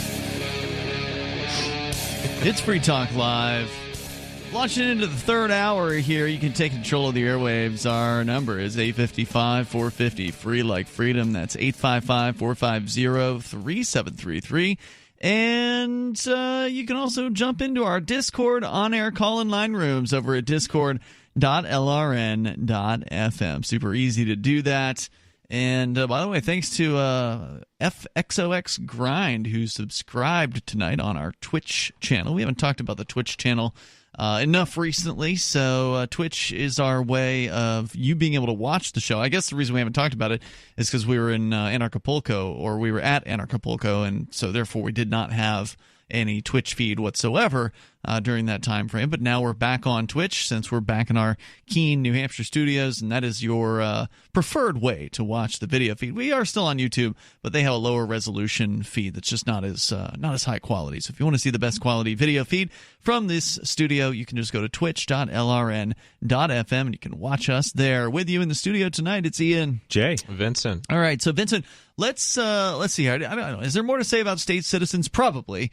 Yeah, we could go on about it forever. But I'm sure we could. Let's get into Venezuela, because right there, there's a serious problem with their government. It's even worse than many in the world at the moment. The hyperinflation is, of course, devastating the economy in Venezuela. We actually talked with a guy at Anarchapulco who produced a documentary about cryptocurrency being introduced to Venezuelans, and the thousands, apparently, of businesses that are now accepting cryptocurrency for payments there, like Dash or Bitcoin, BTC. So some very, very exciting stuff happening down there in the midst of an absolute living hell. Vincent, where's this story from, and what is it? So the story is from a site that I've only just heard of. It's called In These Times, and doing a cursory look, it's as what some people might say, like a classical liberal or true progressive type slant, where it's not. They don't. Classical liberals generally libertarian. Well, yeah, okay, I get. Okay, so classically progressive or progressive. So like they would praise AOC and her ilk, and criticize the establishment Democrats like Rahm Emanuel here and such. So it's it's not it's its own thing, which I respect. Okay, let's hear it. And it's published today, and it's titled, U.S. Invasion of Venezuela Would Be a Nightmare for Its People. Sure would. Under the pretext of delivering... An even worse nightmare. Oh, yeah. Because it's already a nightmare just living down there for a lot of them. They can't even get food in a lot of cases. And then add that on top, bombings, shootings, gas, occupation. Under the pretext of delivering aid, Trump is threatening to unleash military violence. And this is written by a fellow named Michael Fox. On Monday, Trump issued an ultimatum to Venezuela's troops: either defect and back Juan Guaido, the United States' man in Venezuela, or suffer. If you choose this path, you will find no safe harbor, no easy exit, and no way out. You will lose everything, he said during a speech while he was visiting with a Venezuelan community in Miami. It's the latest in a slow-moving U.S. effort to topple Venezuelan President Nicolas Maduro that has seen the United States back National Assembly President Juan Guaido in his grab for the presidency and impose a second round of devastating sanctions on Venezuela, blocking it from crucial oil revenue from sales in the United States. They even locked down bank accounts. So if there were bank accounts in the United States for the state of Venezuela, because, again, they do have oil businesses here, they locked those down, and then they actually transferred them to Juan Guaido. So, the U.S. government isn't just satisfied with wealth distribution within its borders. Now it's doing some international wealth redistribution. Right. The latest phase of a coup centers on tons of humanitarian aid that the United States is trying to force into the country. Over the weekend, U.S. military C-17 cargo planes landed in Colombia carrying aid for Venezuela. It's the second attempt by the United States to carry aid into the country, a move the UN has warned against and which Venezuela sees as laying the groundwork for a U.S. military deployment. Venezuela's Nicolas Maduro, who is wary of the true U.S. intentions, has refused to allow assistance across the border. Juan Guaido said the aid will enter Venezuela on February 23rd and has called on Venezuelans to mobilize across the country and form aid, quote, caravans and a, quote, humanitarian avalanche at the border. A very interesting choice of language there. This is setting the scene for conflict, and that is exactly what the United States and Guaido are looking for. Any actions by the Venezuelan military to condone or instigate violence against peaceful civilians at the Colombian and Brazilian borders will not be forgotten. Leaders still have time to make the right choice. Who said that? White House National Secretary Advisor John Bolton. Okay. He didn't say it, Ian. He tweeted it on Tuesday night. And yet John Bolton he's a gigantic war hawk. He's, anytime there's any sort of foreign intervention talk, he's around. Anytime Fox News wants to bring him out. And as soon as he entered Trump's cabinet, that's when Trump launched a missile strike against Syria. There's another classical scumbag that's involved with this Venezuela thingy. His name is Elliot Abrams. The Iran-Contra affair. Yeah. And RT did a really good thing about him. I actually stream RT when I'm like working in my shop a lot. I really enjoy their perspective on America and their politics. But the Kremlin propaganda? Yes. So this guy's a U.S. diplomat, and he was convicted on Iran-Contra stuff. He was also he was pardoned too. He was convicted for lying and was pardoned. Right, and he was basically responsible. There's a Muslim Democrat congresswoman. She always wears the hijab thing, and RT had a thing where she's just grilling him about the 70,000 people. It was in El Salvador. 70,000 El Salvadorians in the 80s during the Reagan administration were killed.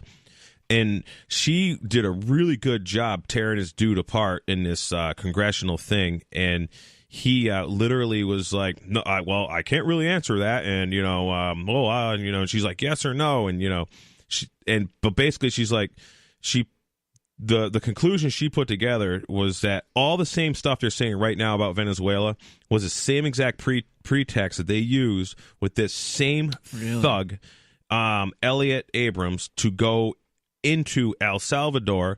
They it was all done on healthcare stuff and medicine and humanitarian supplies. Humanitarian supplies. But it was all humanitarian supplies were supposed to be sending in, but they were sending guns to the the rebels or whoever, and munitions and aspirin, Band-Aids, Uzi, magazine, 9mm. Exactly. And these guys got busted, and it was CIA planes were flying it in, and this. And you're saying the same dude's involved in the Venezuela thing? Oh, this woman on RT, she's a I forget her name. I should just Google it, but she's a Muslim or Islam. She wears the headdress thing, and she was grilling him. I mean, she's awesome. It was Il. I forget her name. Ilran. Yes. So she was. Yeah, she's the new Somali. From Michigan, right? Michigan.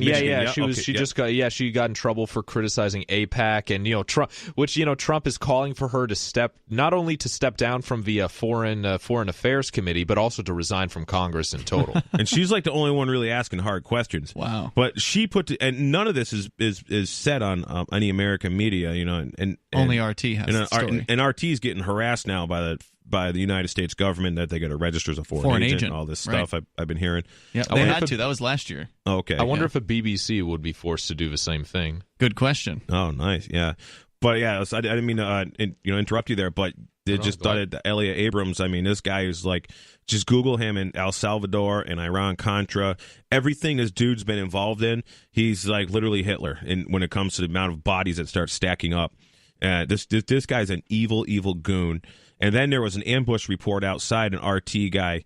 Outside the parking lot. I mean, it was like when I saw it was like Ian Freeman asking the meter maid questions here in Keene while Robin Hooding, and this dude just walking with raw footage, and he's like, "Yeah, you all these people died. How do you feel about that? And is this what you're going to do to Venezuela now?" And he wouldn't say anything, of course. We got more coming up here. You've got more to this story about what's going on in Venezuela, and apparently it's got some echoes of the past involved here. If it worked before, they'll try it again. Toll-free number is 855-450-FREE. That's 855-450-3733. It's Free Talk Live.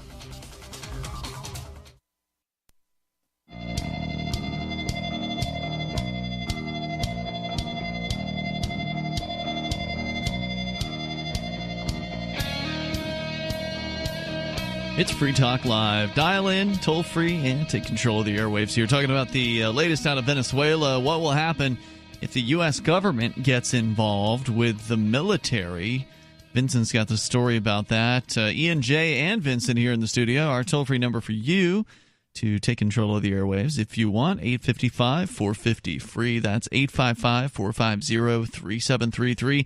AnyPay is now available as a payment method online. We've talked about how AnyPay is primarily focused on local merchants accepting cryptocurrency, but they've now broken into the online world as well with egifter.com. So if you've been looking for a way to spend your cryptocurrency, specifically Dash in this case, on gift cards, you can now do it through eGifter.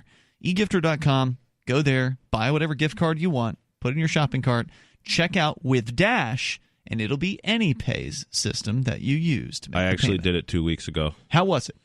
Oh, it was actually really quick. What gift card? Home Depot gift card. Sweet. And I literally forgot my money, and I was out plowing, and I needed to get some salt for a customer at Home Depot. Mm-hmm. And I was like, I got no money. And then, because Derek J. he's like, sent me a text message. He's like, hey, try this out. Try it out. And so I just did a $50 gift card. And I did it, and then I went and did more plowing, more shoveling, and then like an hour later, I looked tonight, and I had gotten an email, and the gift card, you just show them, it's like a QR code, and they scan it. So you don't actually have to get a plastic card in the mail. No. It comes in email. So it's almost instant then, like very fast. Yeah. Wow, that is so cool. I don't know if they all do that, but Home Depot does that anyway. Right. I don't know if you're going to get that. That makes sense. For like, Joe's whatever. But so then Home Depot scans the QR code? Yeah, you just bring it up in the email, and it's on your phone. It was a barcode, I think, actually. Yeah. And and I spent like $47. There's like $3 left on it or something. Sweet. $2, yeah. So it worked out, and you paid Dash. Yeah, I used Dash. Yeah. Awesome. And it's fast because AnyPay is amazing, and they're super efficient. And Dash transactions, just everyone I've ever done has just been like, bam, right there. There's just no waiting around for it. Get over to AnyPay.global, by the way, is where you can learn more about AnyPay. But I just wanted to let you know about the eGifter thing because I think it's pretty cool. Normally, AnyPay is all about helping merchants accept cryptocurrency, and that's what they do. So if you are a merchant and you want to accept crypto, then get over to AnyPay.global, get signed up there, and get started. You can accept Bitcoin, BTC, Bitcoin Cash, Dash, Zcash, and others over at AnyPay.global. As we go to your calls and thoughts, we have David on the line in New Mexico, and then more on the way about Venezuela. Go ahead, David.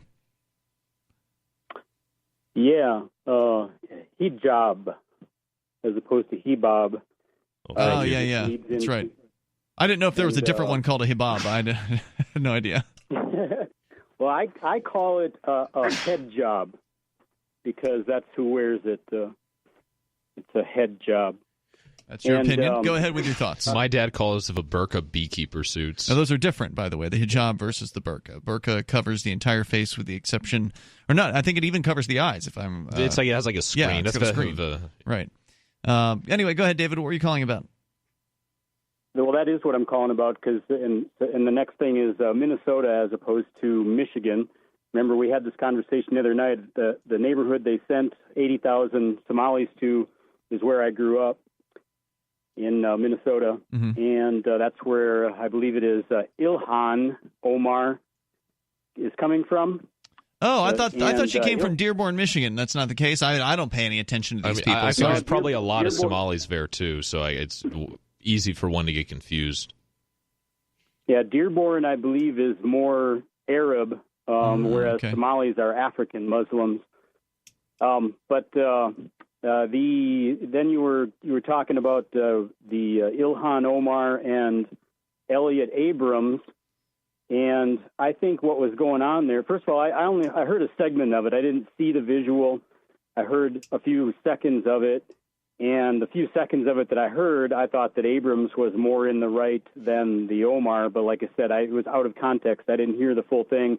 But she was attacking him, and there's a greater point here, but I'm starting with the smaller point. So the smaller point is that she was attacking him and not giving him a chance to comment or to reply to what she was attacking him with. And that's the smaller point. The larger issue is what I see going on when we have Ms. Omar in our government attacking someone else in our government, Omar being a Muslim and Elliot Abrams being a Jew. What I see is that the Muslims and the Jews are using our government and our country as a forum, a venue, a resource provider to fight out their tens of or thousands of years old, and, well, I guess not thousands, if you want to talk about Islam starting in the year, whatever it was, 600, 700, whatever it was, 7th century. So 7th century to now, a little over 1,000-year fight.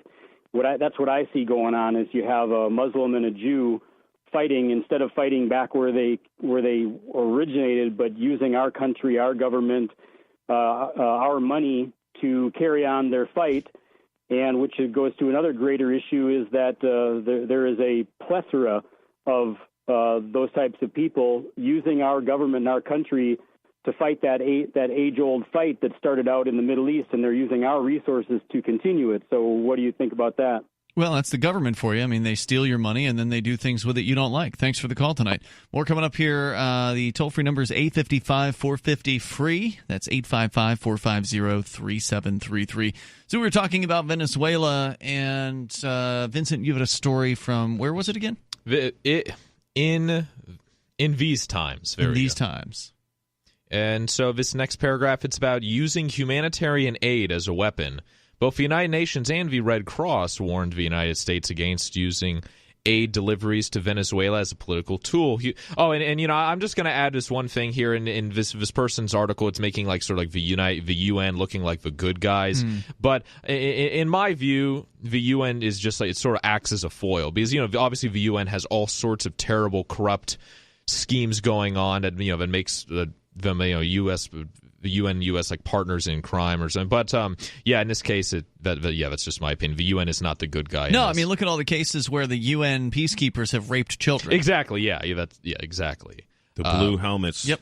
And not that I'm saying the UN should do anything, even if, say, they were in the right on this. I'm just pointing out. Yeah, I just felt the need to point that out. Thank you for that. Humanitarian action needs to be independent of political, military, or other objectives. UN spokesperson Stéphane Dujarric. That would be what true humanitarians do. This is a government agency, and of course they are not humanitarian. Everything they do is political. So, I mean, their critiques are absolutely spot on here of the U.S. government. Venezuela does accept international support. The Red Cross doubled its budget for Venezuela in recent weeks to 18 million Swiss francs. Yeah, but the problem is when they say Venezuela, what they mean is the Venezuelan government. So, yeah, of course the government's going to accept any kind of support and keep it for the government. They're not going to actually give it to the people. Or in Maduro's case, probably keep it for the military just to keep their loyalty. Yeah, keep it for their agents. There's more on the way here. You've got that story. We'll continue here. Also, another headline out of Venezuela from today at CNN. Venezuela closes key maritime air borders with neighbors amid growing aid crisis. They're trying to lock down the borders even further during all of this. There's more coming up here. Our numbers, 855-450-FREE if you want to join us. It's 855-450-3733. You can take control of the airwaves here on Free Talk Live. Is spreading the message of liberty, cryptocurrency, and peace around the globe worth $2 per month to you? As you may already know, in addition to our internet feed, LRN.FM broadcasts on free-to-air satellite across North and Central America, as well as Sub-Saharan Africa. And we've been available on satellite for free 24/7 since 2010. The LRN.FM free-to-air satellite signal is reaching some of the most oppressive regimes in the world, and there's no doubt our ideas are making an impact. You can learn more about the channel's impact by watching the 3-minute video at fund.lrn.fm. If you'd like to help free minds globally with our ideas of liberty, cryptocurrency, and peace, you can donate as little as $2 per month via fund.lrn.fm. You can help us continue and expand our satellite broadcast to multiple continents. Visit fund.lrn.fm today, and thank you for your help. Don't forget to share the link on social media. That's fund.lrn.fm.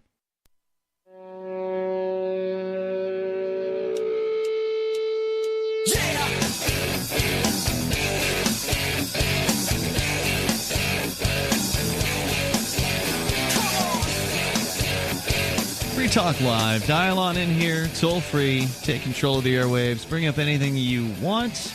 Our number is 855-450-FREE. That's 855-450-3733. Also, the Discord on our on-air call-in lines are available to you over at discord.lrn.fm. With you tonight, it's Ian. Jay. Vincent.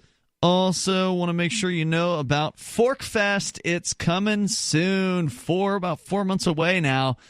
From Forkfest 2019. It is forkfest.party, is unofficial website where you can go there. Everything with Forkfest is unofficial because, well, no one's in charge, which means that everybody is in charge of themselves. You get to decide what you create at Forkfest. Last year, Jay Noon, you did your wedding at Forkfest. That's right. And this year, I'm doing man camp. Man camp. I'm bringing up the forge, the anvil, and I want kids to create some metal, and I'm also going to do a group effort on building some kind of iron art, metal art thing for Free Ross, and then I want to have people like either like make something, like I want everybody to make a little piece of this Free Ross art. I don't know exactly what I'm going to do yet. I'm looking for ideas. I want help with it. Because at the end of Porkfest, we're doing an auction for the Free Ross benefit, and I want to auction this off. Right so, yeah, I'm geared up. I did a whole a couple hours on Ernie Hancock's show about this a few weeks ago. Declare Your Independence. Declare Your Independence. It's on in the morning on LRN. And, I'm really excited about Forkfest this year. We're going to put some serious effort into it, and I want to teach some skills to some people. It's going to be June 13th through the 18th, so prepare yourself now. If you're planning on attending the Porcupine Freedom Festival, that starts immediately after. So on the last day of Forkfest is the first day of Porkfest. So if you want to make it in an entire 10 or 11-day camping excursion, you can totally do that. And you'll be able to compare kind of the differences between a centrally organized event like Porkfest and a completely decentralized event like Forkfest. Now, of course, Porkfest has a decade plus on Forkfest. I think Porkfest is in year number 15 this year, and Forkfest is in year number 3. And they're both a lot of fun. Yes, they really are. They're totally different events, but yet they happen at the same campground, Rogers Campground. Absolutely beautiful location. And because Forkfest is decentralized, there's no central committee or board of directors that's in charge of it. That means there's no ticket.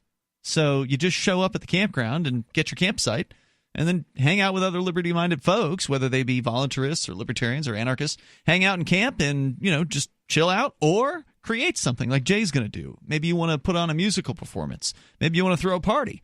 Maybe you want to do something completely different. It's up to you. Go to forkfest.party. You can learn the basics about the event there. And there's a forum link, and there's a chat room for Telegram as well.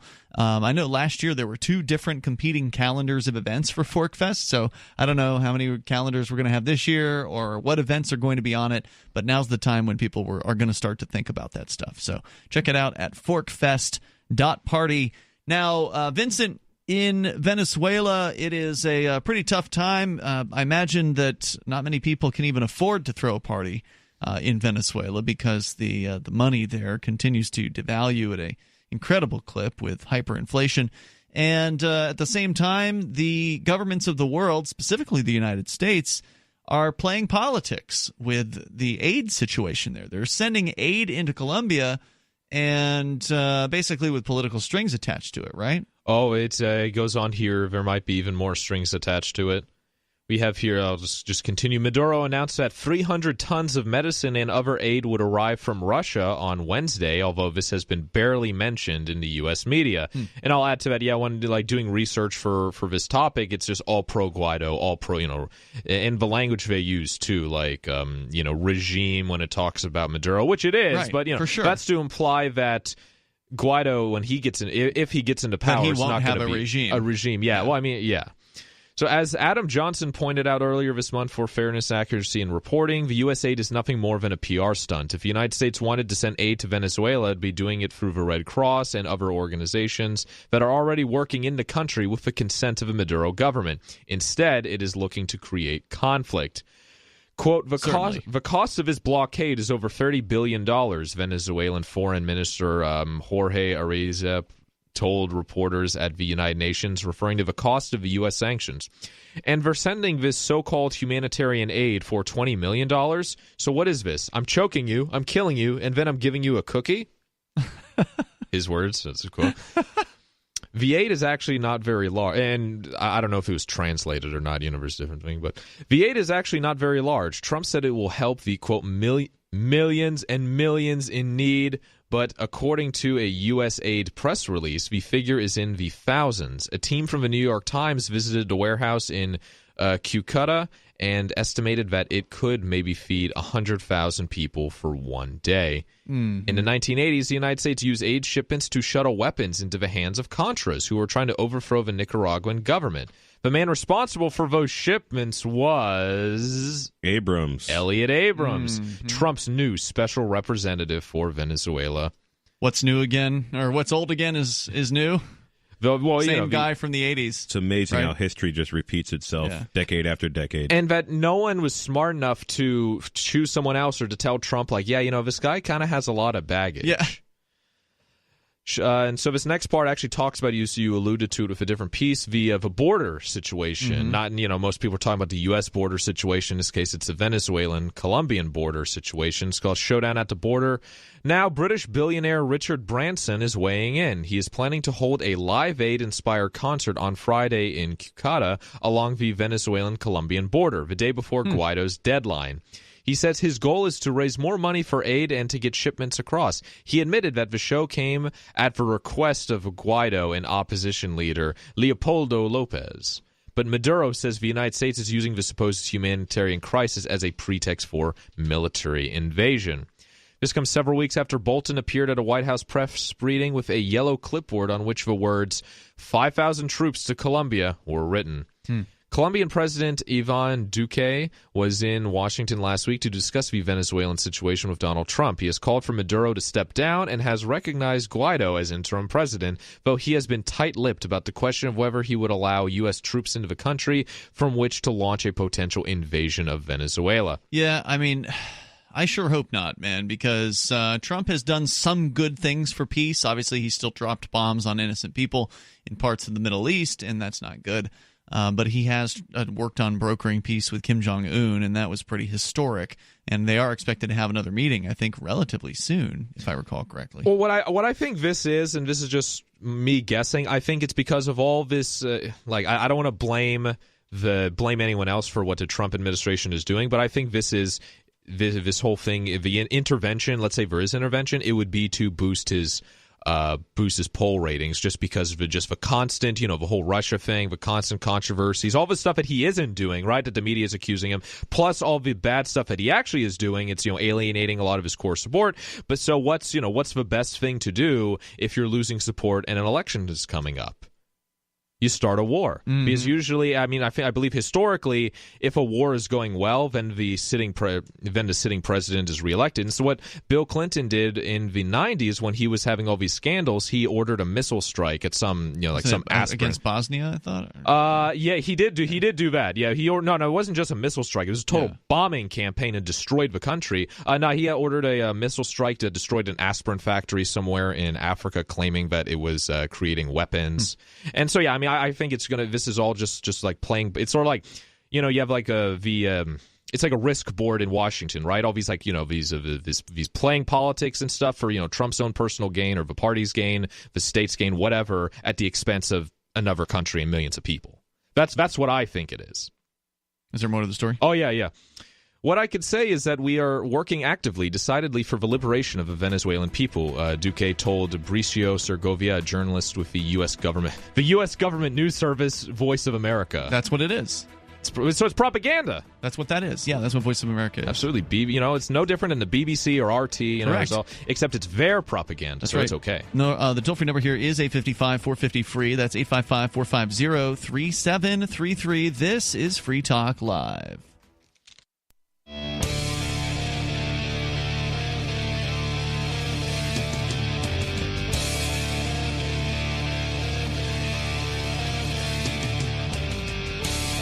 It is Free Talk Live, and you can bring up whatever you want. Our toll-free number is 855-450-FREE. That's 855-450-3733. With you tonight, it's Ian. Jay. And Vincent. We're talking about foreign issues, specifically Venezuela, where the U.S. government is waving around a bunch of aid for the purposes of getting its way when it comes to the political I don't know if stalemate is the right term, conflict, the ongoing conflict that's happening in Venezuela between two different men who are claiming to be the president of the country. One, Nicolas Maduro, who was the president. He's claiming he's now in a second term. And then Juan Guaido, who is the opposition, claiming he is now the president. And different country governments of the world have been lining up on and taking one side or the other. So Russia, for instance, Cuba, they are on the side of Maduro. The United States and many Latin American countries are on the side of Guaido. So now you have the U.S. government claiming, we want to give aid to people. We're just humanitarians. The U.S. government wanting to give aid to Venezuela, all I can think of is like the Hells Angels bikers. Once a year they do Toys for Tots. So we got, toys in one saddlebag for the kids that we're going to drop off, but we got heroin and meth in the other saddlebag of our Harley Davidson. And, but we do take and, lighten up the heroin and meth trading a little bit and send some of our boys out there to, go make some, noise about Toys for Tots. Is it the Hells Angels who are behind Toys for Tots? They do a thing in California. It's real big, and like the Hells Angels and the state trooper or the California highway patrol. No way. They team up. They they donate. They bring all the toys. This was like something I had seen something on TV years ago. Like when wow. 20 some odd years ago. This was a thing, and I'm like. And I think it was my uncle. My uncle's like, those guys run like tons of heroin and cocaine. That's like their deal, right? And I didn't really understand much about it, but maybe I was a teenager. So bringing joy to adults and children alike. Yeah, I guess. Wow. All right, Vincent. Was there more to the story you thought was worth sharing? Yep, absolutely, absolutely. Here, this I'll just continue. Here's the lead in and of itself. Last week, Cuba accused the United States of sending special forces. Sending special forces to Puerto Rico and other Caribbean islands with the goal of toppling President Nicolas Maduro. U.S. media have been helping to build the case for invasion by repeating the U.S. government line on Venezuela and failing to point out the complexities of a crisis. Bloomberg went so far as to propose that perhaps there are positive invasions after all. It published, right? They used to call it I don't know if they use invasion, but there's intervention. So I wonder if they actually use the term invasion. Yeah, tell that to the people who get killed in the crossfire during all these invasions. Tell that to the 75 folks from El Salvador who were literally slaughtered under the this Elliot Abrams guy, 30 years ago doing this same shenanigans. Well, they even have the headline here. It published an article on Saturday titled, quote, "In Venezuela's backyard, here's a U.S. invasion that ended well," which tried to paint the 1989 U.S. invasion of Panama as an example where the U.S. military intervention has gone right. The article left out the death and destruction. The estimated 3,500 killed. The estimated 3,500 killed. The Panama City neighborhood El Chirilo was so wiped out that ambulance drivers called it Little Hiroshima. Wow. A true A truth commission had to be set up to investigate the facts. Trump's rhetoric on Venezuela seems to point toward justifying military action by the United States or its proxies. We want to restore Venezuelan democracy, Trump told Venezuelans in Miami. The twilight hour of socialism has arrived in Venezuela, and frankly, many places around the world. Hold on. The other guy's a socialist, too. Oh, absolutely. Well, I mean, the United States is a socialist country. Well, no, but Juan Guaido's like a socialist. Oh, yeah. He's just not Maduro. That's all. Yeah, and he's just America's socialist puppet. And he gets installed, and then he's like, well, we don't need you anymore, America. And it's going to be like Syria. No, he's going to be owned. He's going to be owned maybe by for a little while. It's like the U.S. owned the Philippines or the... Didn't they own Saddam Hussein at one time? Yep, that's true. Didn't they own and then they turned Gaddafi at one time? Didn't they own good point. Bin Laden at one time? I mean... Oh, yeah. Yeah, so that's what I suspect he's going to be, and some members of the Venezuelan government have even suggested that also, that he's an agent of the CIA. CIA, State Department, basically U.S. shenanigans. There's a strong argument for that. Yeah. Final paragraph: any resolution to the crisis by force will not end well. If the United States goes down this path, it will mean devastation for Venezuela and its citizens.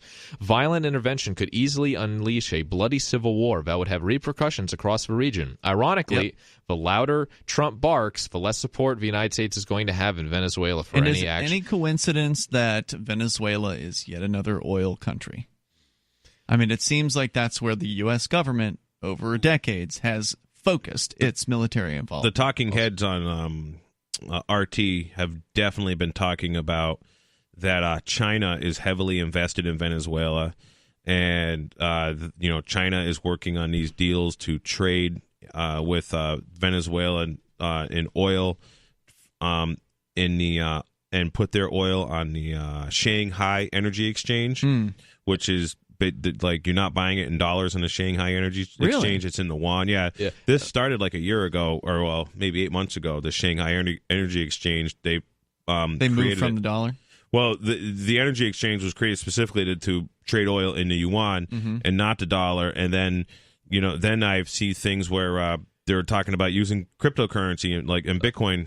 I have here. This is from September 7th, 2017. Venezuela's Maduro says we'll shun U.S. dollar in favor of the yuan. It's a good way to get bombed. What was it? Saddam, he wanted to move away from the dollar. Gaddafi wanted to move away from the dollar. Are you sensing a pattern here? There's definitely a pattern there. Let's go to Rich Uncle Pennybags on our Discord call-in lines. Go ahead, Rich Uncle Pennybags. You're on Free Talk Live. I was going to ask what you thought of Bill Weld running as the Republican. Really? Well, I mean, what do you think? He's just more of the same crap. Yeah, I mean, for listeners that don't know, Bill Weld is the former libertarian, and I'm going to put quotes around that, candidate for vice president. And he used to be a Republican. He was the Republican governor of Massachusetts. So he's just rejoined the party that he was part of before. I mean, are people surprised by this? A lot of people are, because Bill Weld made it very clear to, a lot of people, including me in person, that he would never leave the Libertarian Party. He's a politician. And this is where he was gonna stay. Now, wait a minute. Has he left the Libertarian Party, or has he just rejoined the Republicans? Because I can still be in the Libertarian Party and also be in the other parties. He's going to try and primary against Trump, so I don't know what that entails. I think I know what's going on here. What? He's going to attempt to primary Donald Trump, knowing full well he's never going to go anywhere. Right. And then he's going to take his tiny base from the Republican Party and try to bring them back to the Libertarians. Party. Yeah, of course. I mean, it's predictable. This guy's all about Weld. He's a politician, so he lied to you. Although I bet drinks like a fish. Well, that's what they say. I'll bet you if you confronted him again about this, if you encounter him again, and you said, "Bill, you told me that you weren't going to leave the Libertarians," he'll be like, "Oh, I never left the Libertarian Party. I just joined the Republicans." So he didn't lie. He'll claim he didn't lie. He just because again, I haven't left the Libertarian Party of New Hampshire, but I've joined the Republicans. So I'm still a life member of the Libertarian Party of New Hampshire, but I'm not a registered Libertarian anymore because you can't be in New Hampshire. The Libertarian Party's lost its ballot access. So I joined the Republican Party. A tiny, tiny part of me is really, really holding on to the hope that maybe he stays out and then Vora or Kokesh have a chance. Who? Vermin Supreme. Oh, Vora, Arvin Vora. Yeah, I Yes, would love to see Armin Zola. Vermin Supreme and John McAfee get the nomination. Vermin is Vermin Supreme. Yeah, he's running as libertarian. That's what he told me at Liberty Forum, because I'm helping him out with bringing a pony with assault rifles on him. Well, Vermin's done the same thing. He's ran as a Democrat and then also ran as a Libertarian in the same year. The Libertarians don't pick their nominee until the summertime. So if the Libertarians wanted to avoid this, they could choose their nominee in January, and then Weld wouldn't be able to do that. I hope Weld gets a Libertarian nomination just because I want to see the drama. I want to see people at each other's throats. I want to see that god-awful organization calling itself Libertarian Party collapse, so something new and I don't know, actually Libertarian can take its place. Yeah, that's why I'm running for LNC chair. Oh, good Lord. Wonderful. You poor bastard. Wonderful. This is great news, Ian. This is great news. That's right. They need change, right? And I 100% already support. I already endorse you, Rich Uncle Pennybags. I don't care what happens to Stefan Vincent. Yeah. Okay, Stefan. I don't care what happens to the Libertarian Party, but if they actually nominate a decent candidate, I'll vote for him. Like if they actually her, Ian. You don't use gendered language or them. If Kokesh gets the nomination, I'd vote for Kokesh for sure. But if it's Weld, I'm probably going to vote for Trump. I mean, just because he's entertaining. Sounds good. Thanks, guys. Thanks for the call, Rich Uncle Pennybags. Appreciate it. Hey, we're done for tonight. Ian J. and Vincent here, and check out Vincent on his show, Questioning Authority, at Saturday nights, 10 p.m. Eastern Time on LRN.FM. We'll see you tomorrow. Free Talk Live, getting closer to the end of the day, the final day of what has been a pretty epic weekend here at Anarchapulco 2019. I'm ready to be done, but I mean, I don't know how to say that in the nicest way possible. I said drained is the way I feel. Like I have given and taken all I can give and take from the event. I feel complete and tired. It's a great event, and there's always so much to do, so many great people to talk to, both on and off the air. I mean, we just wrapped an interview with Jeff McKay, but then you guys just kept talking for another half hour. Oh, yeah, it's awesome.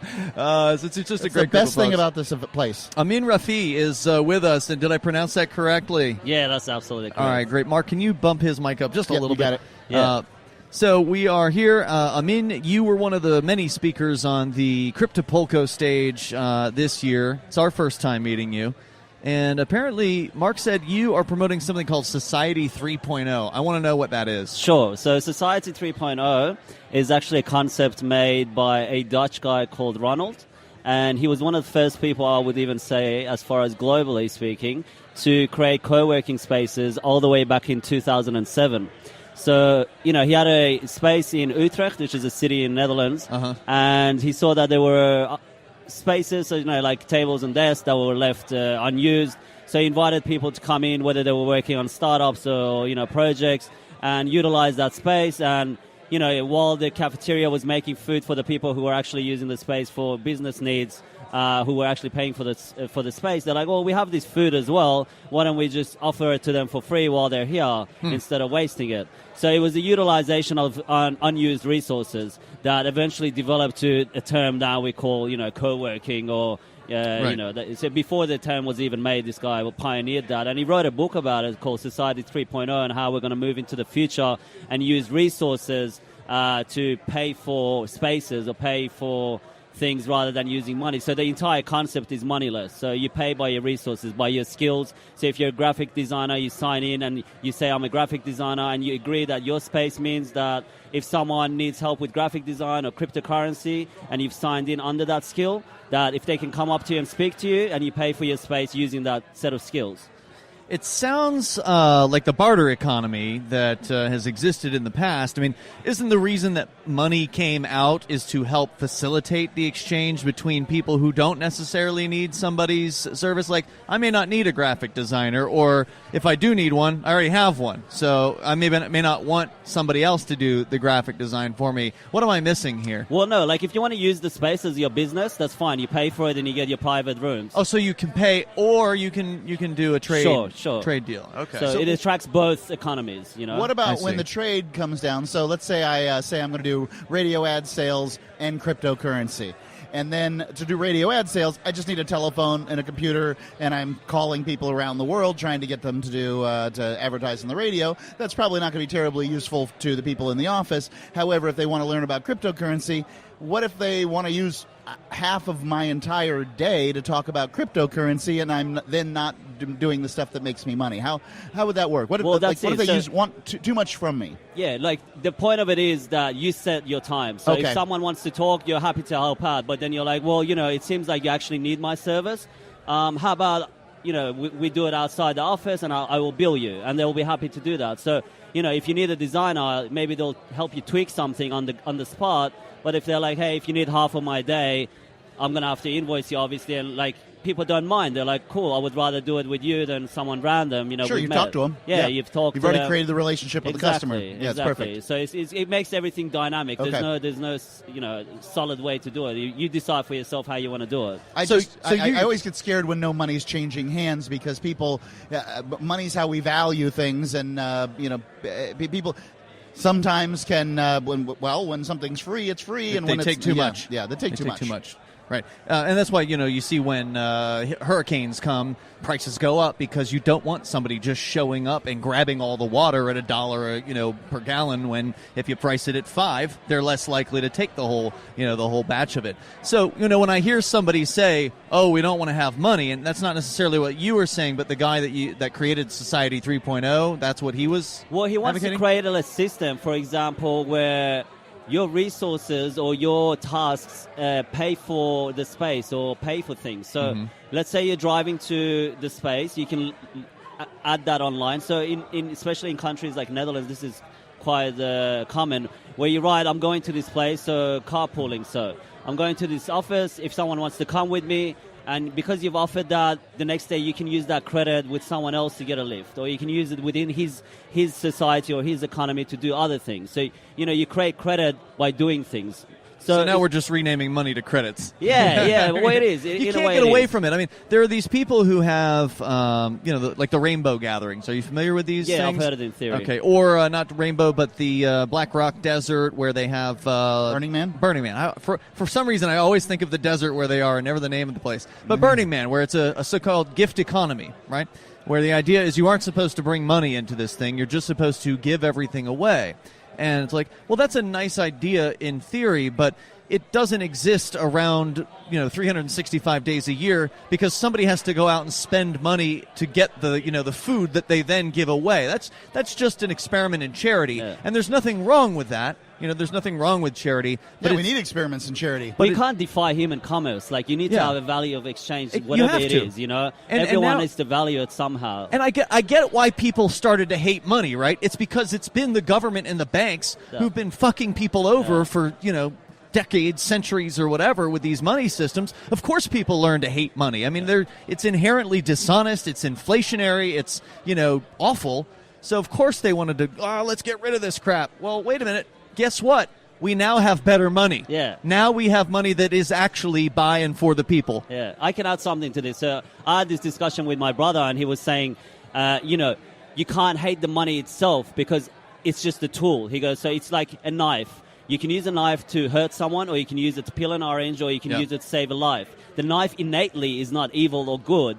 It is just a tool. So just like money, the production of it and the kidnapping of it by the Federal Reserve and these central banks is what made it become toxic. But innately, it's a value of exchange. And to hate it would be to ignore the basics of human commerce. Right. So what would you rather? A good person have a lot of money, or a good person hate money and not do it? Because that good person is going to use that tool to do good things, whether you like it or not. This is how human commerce is operated, and to ignore it, I think, would be a bit of short-sighted thing to do.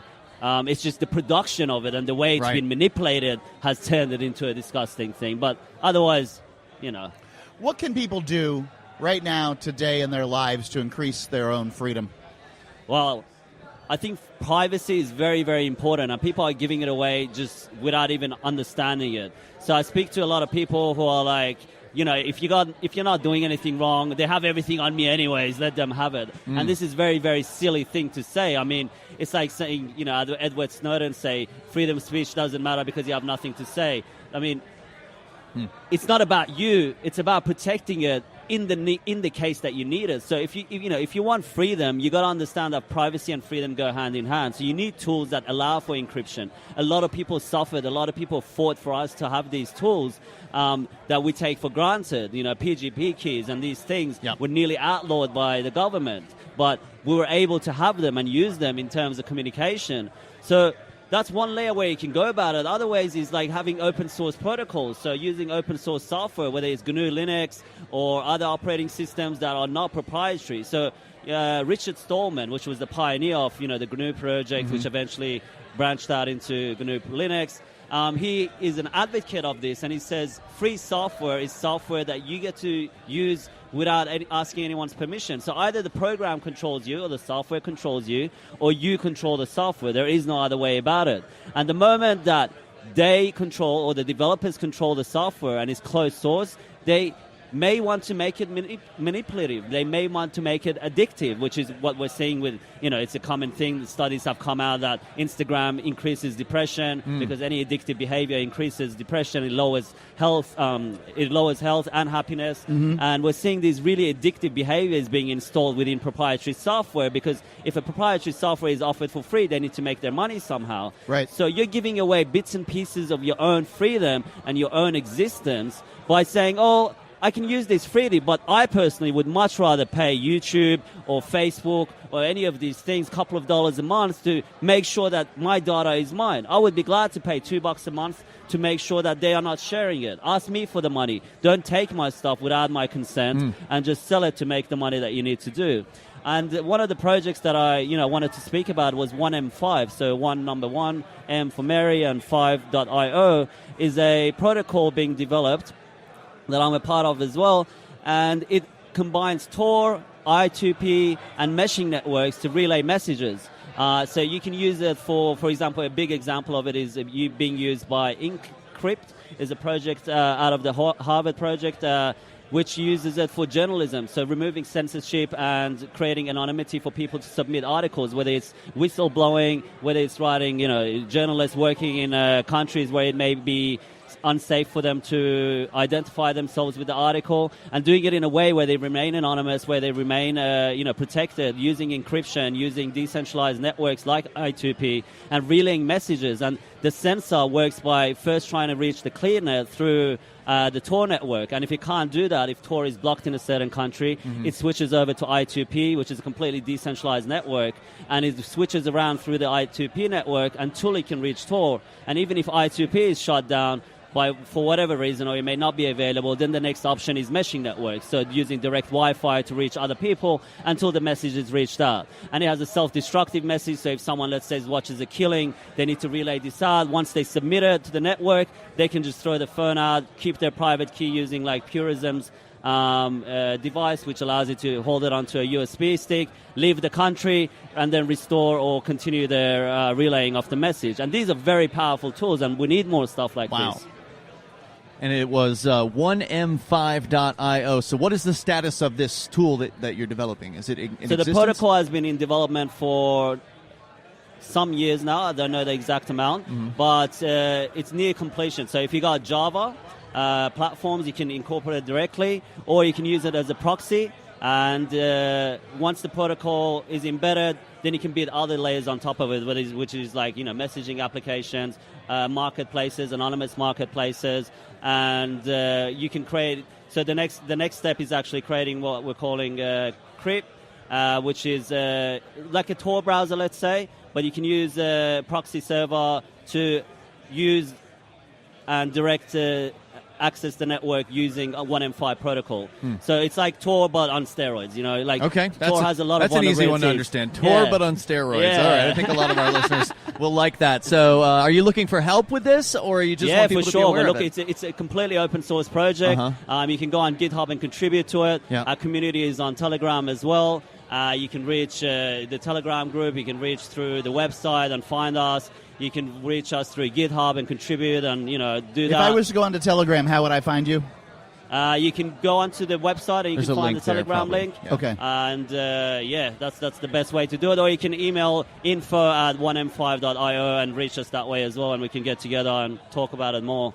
And we're actually looking to incorporate this within the Purism laptops and mobile phones as well. What's that? Is that a brand? What is that? Yeah. So Purism laptops are Purism is a company that is producing laptops and mobile phones that have been completely re-engineered. So the hardware level, they've removed any kind of chips spyware. Spyware or modified. So surveillance is removed. Any aspect of your information being leaked or you being monitored is been either reduced greatly or absolutely removed. Now, do you know these guys, these Purism? I've met them. Yeah, I've met them at the Paralini Police, which is a Hackers Congress. They hold a Hackers Congress every year in Prague, and it's an amazing place in October. I've heard about it. Yeah. It's really cool. Absolutely. Derek, Jay, and Stephen were talking about how fun that Hackers Conference was that they went to. Yeah, it's one of the only places that I know of that there is no cash in there. So it's a cafe, 3 stories. As soon as you go in, there's a Bitcoin ATM. Yeah. They don't accept cash. So everything is in crypto. So you have to convert it. No, Stephen was telling me that they brag openly that they do not pay sales tax or whatever the tax is on buying things in the country. Well, the word Paralini Police itself means parallel city or parallel society. So instead of operating within the norm and trying to fix it, create a new society. And they're like, hey, we're not using your money. We're not paying your tax. We're selling our coffee for crypto, This is interesting because we've got a guy who's on our show. His name is Christopher Wade. I think he actually just went to one of the hacker conferences in Belgium or something like that. Anyway, he does a hardware company called Think Penguin, and he's a total privacy nut as well. And I wonder if he's aware of these folks, if he knows these people, because he's actually based in Keene, New Hampshire, which is where we live. So, nice. I'm going to let him know. Find out if he knows. Might as well talk to him, I think all these communities need to get together. I mean, we're working on the same thing, and if they can find something wrong with this, and we can find something. Yeah, he's a huge free software nut. I mean, if it's not free software, he won't use it. So, he's barely free. You mean open source and free, basically. Yeah. That he will not put a product on his phone unless unless it's so even their mobile phones that they're developing, it doesn't run Ubuntu. It runs a completely open source or free software. Mm-hmm. So all that garbage that monitors you and surveils you and everything like that has been completely torn out. That's awesome. And I think people would really appreciate what they have to offer. And it's crazy, because you would think this would be pushed down, top down through Samsung or something, but that's not the way we can do things. To change, we need to go bottom up. So this company, they raised the money themselves and they developed it themselves, which is amazing. Just people that cared enough went and did this. Yep. Killer. So they could people could find freedom in their lives simply by using one of these Purism phones rather than the Android or iPhone that they've been using. Absolutely. I mean, that's running proprietary software. It's common knowledge now. So the way to escape it is tap out. This would greatly increase that. You can read a lot about it on their website. And I think, I wouldn't say they are the only one. I'm sure there's other people working on similar solutions. Yeah. But I really like this one. Cool. Good to know. 1m5.io. That's Amin Rafiee. Anything else you wanted to share with our audience? I do want to add one more thing. Yeah. Just for people to understand, everything in nature is open source. Our genome code, our DNA, it's all open source. Mm-hmm. So anyone that thinks proprietary software is natural in any form or way is just kidding themselves. I mean, we wouldn't have the advancements we have if we didn't have access to our own source code, So we need to apply the same laws of nature, which is decentralization. Our human body is decentralized. Nature is decentralized. And open source, which is, again, part of nature, to everything we do. I mean, it's the most efficient and the most robust way of doing things. You just can't compete with it once people understand it properly. But, thank you so much for having me. Thanks, Amin. Cheers, mate. Appreciate it. It's Free Talk Live. We're at Anarchapulco 2019. Some of you asked, and now we've delivered. LRN.FM's live Keene, New Hampshire studio shows are now streamed in HD on Twitch. Visit our channel at twitch.lrn.fm and give it a follow. If you have Amazon Prime, you get 1 free subscription on Twitch. If you use it on our channel, Twitch will give LRN.FM a monthly piece of your Prime subscription cost. So please watch, follow, share, and subscribe to twitch.lrn.fm. That's twitch.lrn.fm.